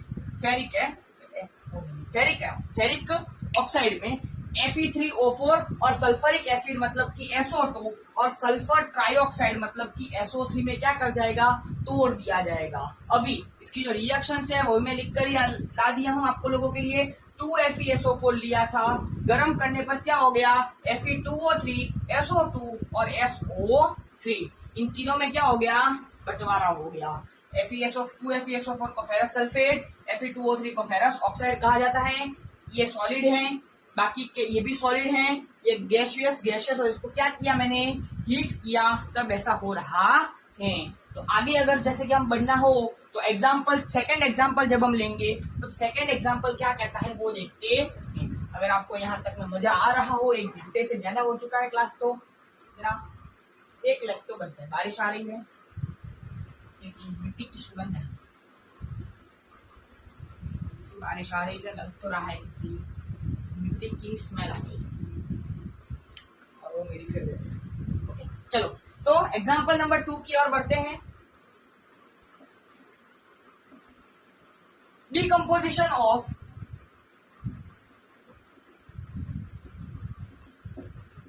डिकम्पोजिशन है किसका, CaCO3 का टू कैल्शियम ऑक्साइड। कब, कैल्शियम ऑक्साइड की साथ में 2 कैल्शियम ऑक्साइड क्विकलाइन। कैल्शियम ऑक्साइड को क्या कहा जाता है, क्विकलाइन। मैंने आपको पहले भी बता दिया है ये तो, क्विकलाइन एंड CO2 और क्या है इसके साथ में CO2 on heating is used in industries. ये जो प्रोसेस है वो इंडस्ट्रीज में यूज की जाती है। मैं पूरा भी थोड़ा कम लिखने की कोशिश कर रहा हूँ, वरना ज्यादा बड़ा होगा तो वीडियो नहीं देखोगे आप लोग। CaO has many uses. अब जो CaO है उसके बहुत सारे यूज है, मैं बताता हूँ कौन कौन से। मैन्युफैक्चर ऑफ सीमेंट में यूज किया जाता है। CaO को हम सीमेंट में यूज करते हैं, जब सीमेंट बनता है तब CaO का यूज आप लोग करते हो। CaO का मतलब क्या होता है, क्विकलाइन। ये कोई नींबू शरबत नहीं है कि जो जल्दी नींबू शरबत बोल गया उसको क्विक लाइन है, ऐसा नहीं होता है। When a decomposition reaction is carried out by heating, जब हम उसको carried out करते हैं with the help of heating, carried out by heating करेंगे, निकालते हैं, it is called thermal decomposition। जो हीटिंग की जाती है अगर डिकम्पोजिशन की तो हम क्या कहते हैं, थर्मल डिकम्पोजिशन रिएक्शन। क्या कहा जाता है, थर्मल डिकम्पोजिशन रिएक्शन। इसका एक इक्वेशन लिखते हैं, CaCO3, उसको जब हमने क्या किया, हीट किया तो CaO मतलब कि क्विक लाइन मिला और उसके साथ साथ में क्या निकला, CO2 गैस। CaCO3 को क्या कहा जाता है, लाइमस्टोन कहा जाता है। और क्विक लाइन CaO को कहा जाता है और CO2 मतलब कि कार्बन डाइऑक्साइड गैस। चलो लिख देते हैं, हम ये बोलेंगे, मुझे क्यों छोड़ दिया, ऑक्साइड गैस कहा जाता है। चलो तो other examples of thermal decomposition के लिए लेते हैं और बढ़ते हैं। चलो तो आगे बढ़ते हैं डिकम्पोजिशन रिएक्शन की और। Take 2 gram lead nitrate in boiling tube. हमें क्या करना है, टेक 2 ग्राम लीड नाइट्रेट को बॉइलिंग ट्यूब के अंदर आप लीजिए। लीड नाइट्रेट का पाउडरिश फॉर्म में हमें लेना है और hold the boiling tube and heat it over a flame. मतलब कि सेम है, उसको पकड़ कर रखिए और जब तक उसमें से भाप बाहर ना निकले तब तक आप रखिए। ब्राउन फ्यूम्स मतलब कि ब्राउन कलर के फ्यूम्स है वो आपको देखने को मिलेंगे, जो किसके होंगे, नाइट्रोजन डाइऑक्साइड के होंगे, वो बाहर निकल रहे होंगे। तो उसकी पूरी रिएक्शन भी मैं आपके लिए लेकर आया हूँ। रिएक्शन क्या है, 2PV। 2PV का मतलब क्या हो गया, लीड नाइट 2PbNO3 ट्वाइस का मतलब है लीड नाइट्रेट जो सॉलिड फॉर्म में होगा, उसको हीट करने पर क्या मिला, 2Pb oxide lead oxide plus 4NO2 nitrogen dioxide plus O2 gas मिलेगी। तो चलो इधर इसका आपको एंड कहां पर हो गया, इधर मैंने डिकम्पोजिशन रिएक्शन का एंड कर दिया। मतलब कि यहाँ पर इधर तक का टॉपिक खत्म हो चुका है। 2 मैंने रिएक्शन आपको बता दी हैं, पहली थी कॉम्बिनेशन रिएक्शन और दूसरी ये वाली। ओके, ये दोनों एंड हो चुकी हैं। एक एग्जांपल और है, वो आप मेरे नोट्स में से लिख लेना, क्योंकि इतना सारा आगे करवाना फिर वीडियो बहुत लेंथी हो रहे हैं। ओके, तो मैंने एक एग्जांपल छोड़ दिया और वो भी इतना काम का नहीं था, इसीलिए आगे मैं करवा रहा हूं डिस्प्लेसमेंट रिएक्शन। डिस्प्लेसमेंट रिएक्शन भी करेंगे और उसके बाद में आपकी होगी डबल डिस्प्लेसमेंट ऑक्सीडेशन रिडक्शन, और 1-2 टॉपिक और समझाकर वीडियो को एंड करवा दूंगा। चलो डिस्प्लेसमेंट की ओर बढ़ते हैं और आप लोग देखते रहिए। चलो स्टूडेंट्स, तो 2 रिएक्शंस ऑलरेडी लेकर आए, तीसरी रिएक्शंस की ओर बढ़ते हैं जिसका नाम है डिस्प्लेसमेंट रिएक्शन। अब डिस्प्लेसमेंट रिएक्शन क्या और कैसे समझाता है मैं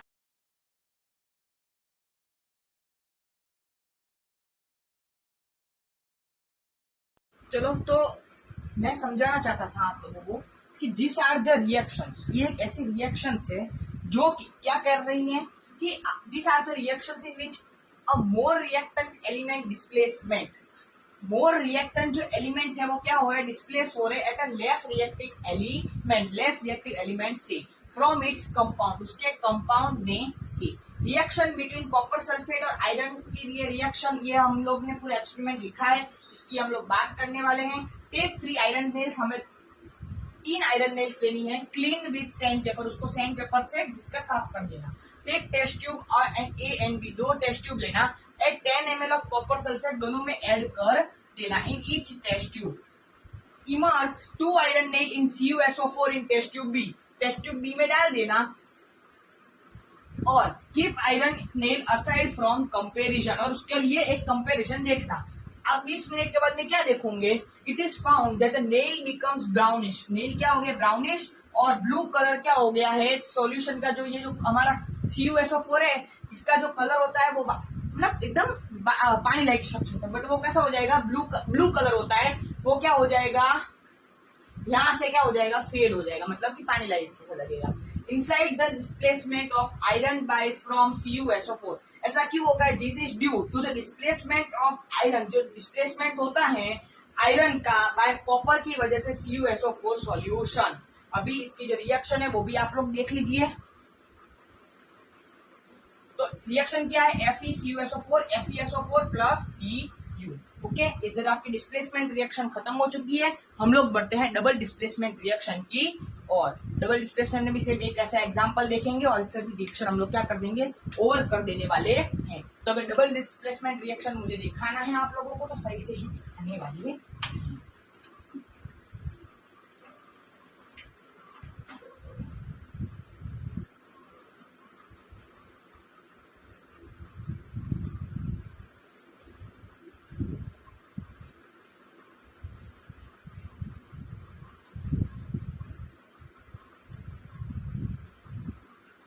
चलो तो शुरू करें डबल डिस्प्लेसमेंट रिएक्शंस।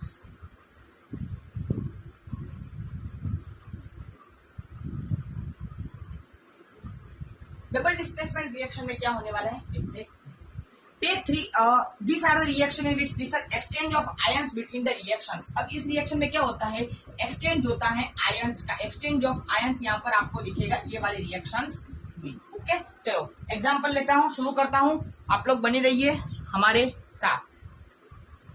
एक एग्जांपल लेते हैं और सही से लेते हैं। डबल डिस्प्लेसमेंट रिएक्शन का बहुत ही इजी एग्जांपल है भाई, बहुत ही इजी है, कोई नहीं है उसमें। रिएक्शन करेंगे किसकी, रिएक्शन बिटवीन, किसकी रिएक्शन की है हमने, तो कि lead nitrate and potassium iodide, lead nitrate की और पोटेशियम आयोडाइड की, एंड पोटेशियम आयोडाइड की, ये जो रिएक्शन में की है to form yellow precipitate, to form और येलो प्रेसिपिटेट, ये हमने आगे देख लिया, इसी वीडियो में आगे लिखा था, याद हो तो। येलो प्रेसिपिटेट दिखेंगे ऑफ लीड आयोडाइड के, किसके, लीड आयोडाइड के दिखे थे, और येलो कलर के दिखे थे, आपको याद हो तो। नहीं याद है तो एक बार जरा पीछे जाकर फिर से वीडियो देखना शुरू कर दो। PbNO3 ट्वाइस एक्वियस में है ये जो चीज है वो हमारी, और प्लस 2Ki मतलब पोटेशियम आयोडाइड, ये भी आपका जो एक्वियस में रहेगा, और ये हमें क्या देता है हमेशा, PbI2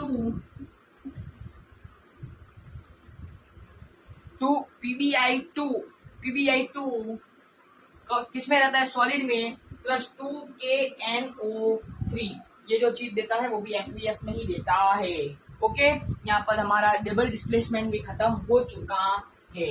आगे बढ़ते हैं, ऑक्सीडेशन और रिडक्शन समझ लेते हैं। ऑक्सीडेशन और रिडक्शन में भी एक एग्जांपल के साथ ही मैं आपको समझाने वाला हूँ। चलो, आपको लग रहा है सर अब फास्ट हो गए, मैं फास्ट नहीं हूँ, रिएक्शन छोटी है इसीलिए, और मैंने आगे समझा भी दिया था, वो भी आपको शायद पता होना चाहिए ना। अगर आपको लग रहा है सर फास्ट हो गए तो वो शायद नहीं होना चाहिए ऐसा, तो बट रिएक्शन छोटी थी इसीलिए जल्दी समाप्त हो चुकी है। ऑक्सीडेशन, तो भी ऑक्सीडेशन एंड रिडक्शन देखने वाले हैं।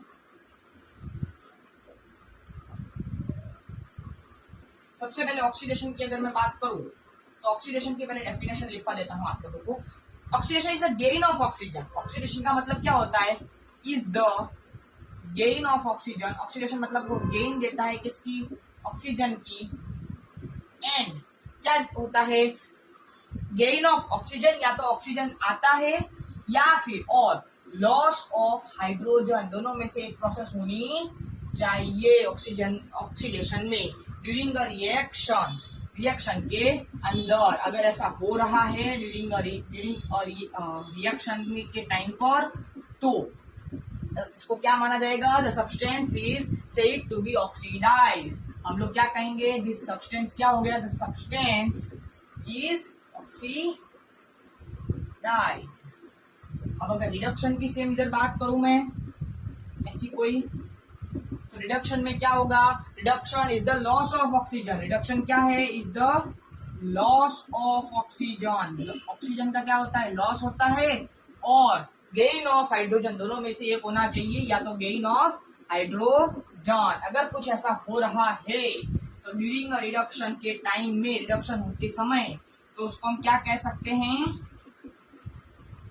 This substance is reduced. इसका एग्जांपल लेता हूं, बहुत ही अच्छा वाला, आगे हम लोग देख कर आए हैं, बर्निंग। आप क्या सर आप आगे देख कर आए हो, वही क्यों लेकर आते, नया लेकर आओ, मैं नया होना तो चाहिए, आपकी टेक्स्ट बुक में नहीं तो मैं कैसे। चलो, बर्निंग ऑफ मैग्नीशियम मैग्नीशियम को जब हम बर्न करते हैं, बर्निंग ऑफ मैग्नीशियम रिबन को बर्न करते हैं इन एयर, एयर में, एयर मतलब ऑक्सीजन में तो सही में तो ऑक्सीजन ही होता है बरोबर, गिव्स मैग्नीशियम ऑक्साइड, वो में क्या देता है, मैग्नीशियम ऑक्साइड देता है। तो देखो इसमें क्या हुआ, मैग्नीशियम रिबन में से क्या बन गया, मैग्नीशियम ऑक्साइड, मतलब कि ये क्या हो गया, गिव्स मैग्नीशियम ऑक्साइड, मतलब ये क्या हो गई, प्रोसेस क्या थी, ऑक्सीडाइज हो गया है। ओके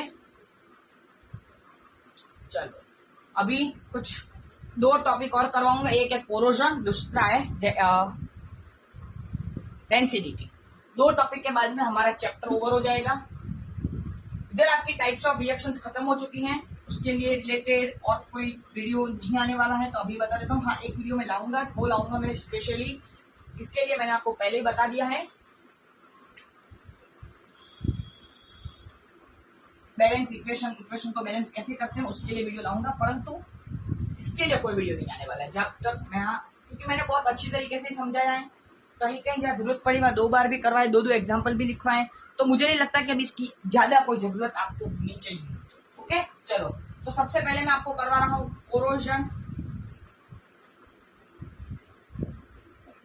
कोरोजन क्या होता है, it is a process by which a metal is attacked by a substance. ये क्या प्रोसेस है, it is a process by which, जो मेटल है, by which a metal is attacked, metal क्या हो जाता है, अटैक्ड हो जाता है, किससे अटैक्ड, बाय मॉइस्चर से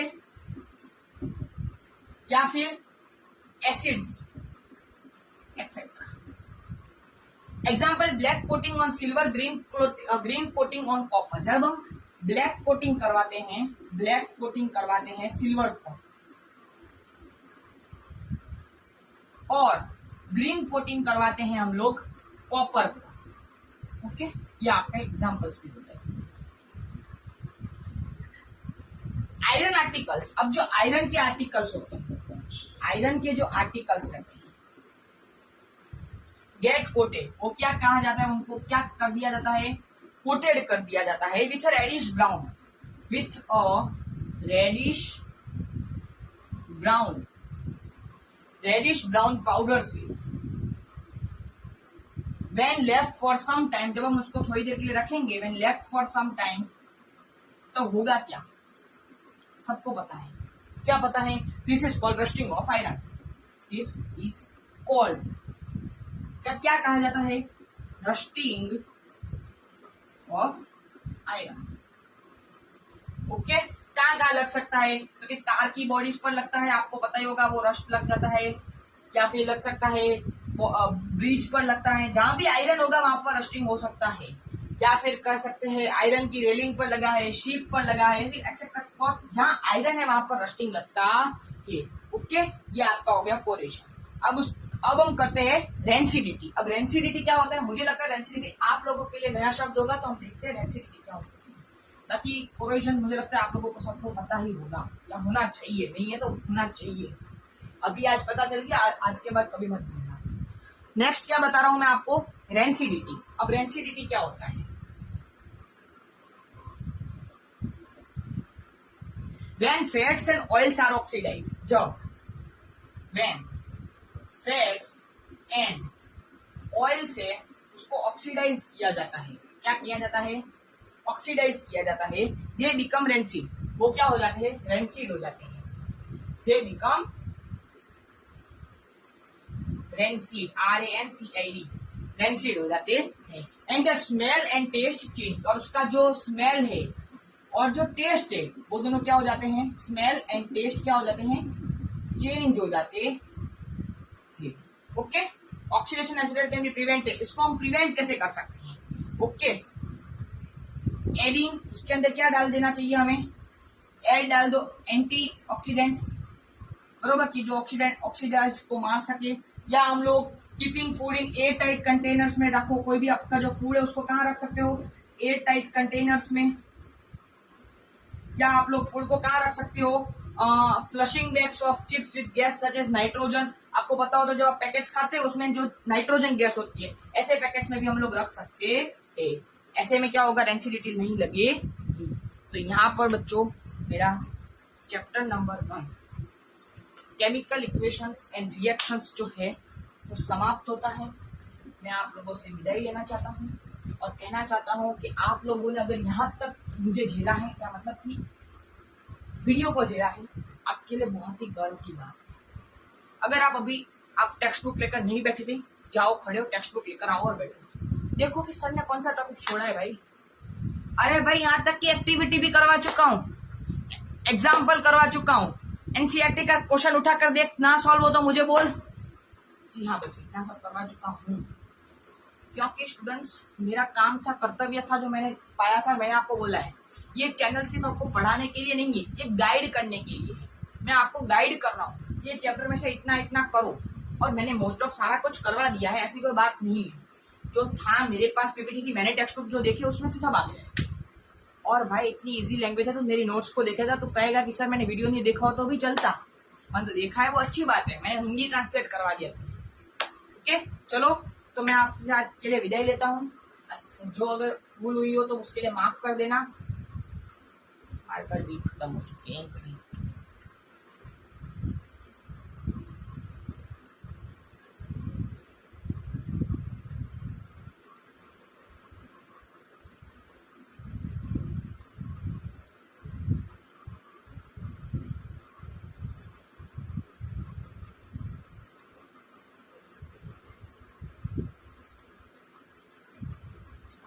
चलो, मेरे जैसा एक स्माइली बनाना आता है, वैसा बना दिया। Thank you.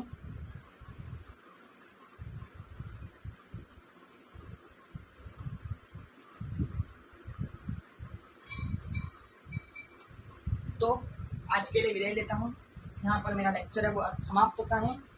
शायद मुझे लग रहा है 1 घंटा 40 मिनट जैसा हो गया होगा, अगर नहीं हुआ है तो भी कोई दिक्कत नहीं, हो गया है तो अच्छी बात। ओके, इतना बड़ा वीडियो है, थोड़ा बड़ा वीडियो मुझे पता है, पर देख लेना। नहीं देख रहे हो तो उसमें एट दी एंड लॉस आपका हो रहा है, क्योंकि इस वीडियो में मैंने मोस्ट ऑफ सारी चीजें कवर कर डाली हैं, और जो हो सका था उतना सब कुछ लिख दिया है। Next video acid base and salt का बहुत जल्द मिल जाएगा। अगर ये वीडियो आ गया तो इसके बाद में नेक्स्ट वीडियो बहुत जल्द आ जाएगा। ओके, उतनी मैं गारंटी लेता हूँ, एश्योर्ड गारंटी लेता हूँ। और इसके लिए जो भी चीजें रहेगी, क्वेश्चन है वो है, वो सब के लिए मैं आपके लिए कुछ ना कुछ लाता रहूंगा। चैप्टर हो गया है तो इसके लिए अभी आप क्वेश्चन आते रहेंगे। ओके, चैप्टर एक बार चैप्टर का वीडियो आने के बाद क्वेश्चन का वीडियो कभी भी आ सकता है। ओके, तो हाँ, थैंक यू सो मच। आप लोग इधर तक जुड़े, नोट्स आपको मिल जाएंगे। आप बस एक काम कीजिए, व्हाट्सएप के ग्रुप में ऐड हो जाइए और चैनल को सब्सक्राइब कर दीजिए। बहुत बहुत धन्यवाद, माफी चाहता हूँ अगर कोई भूल हुई हो तो।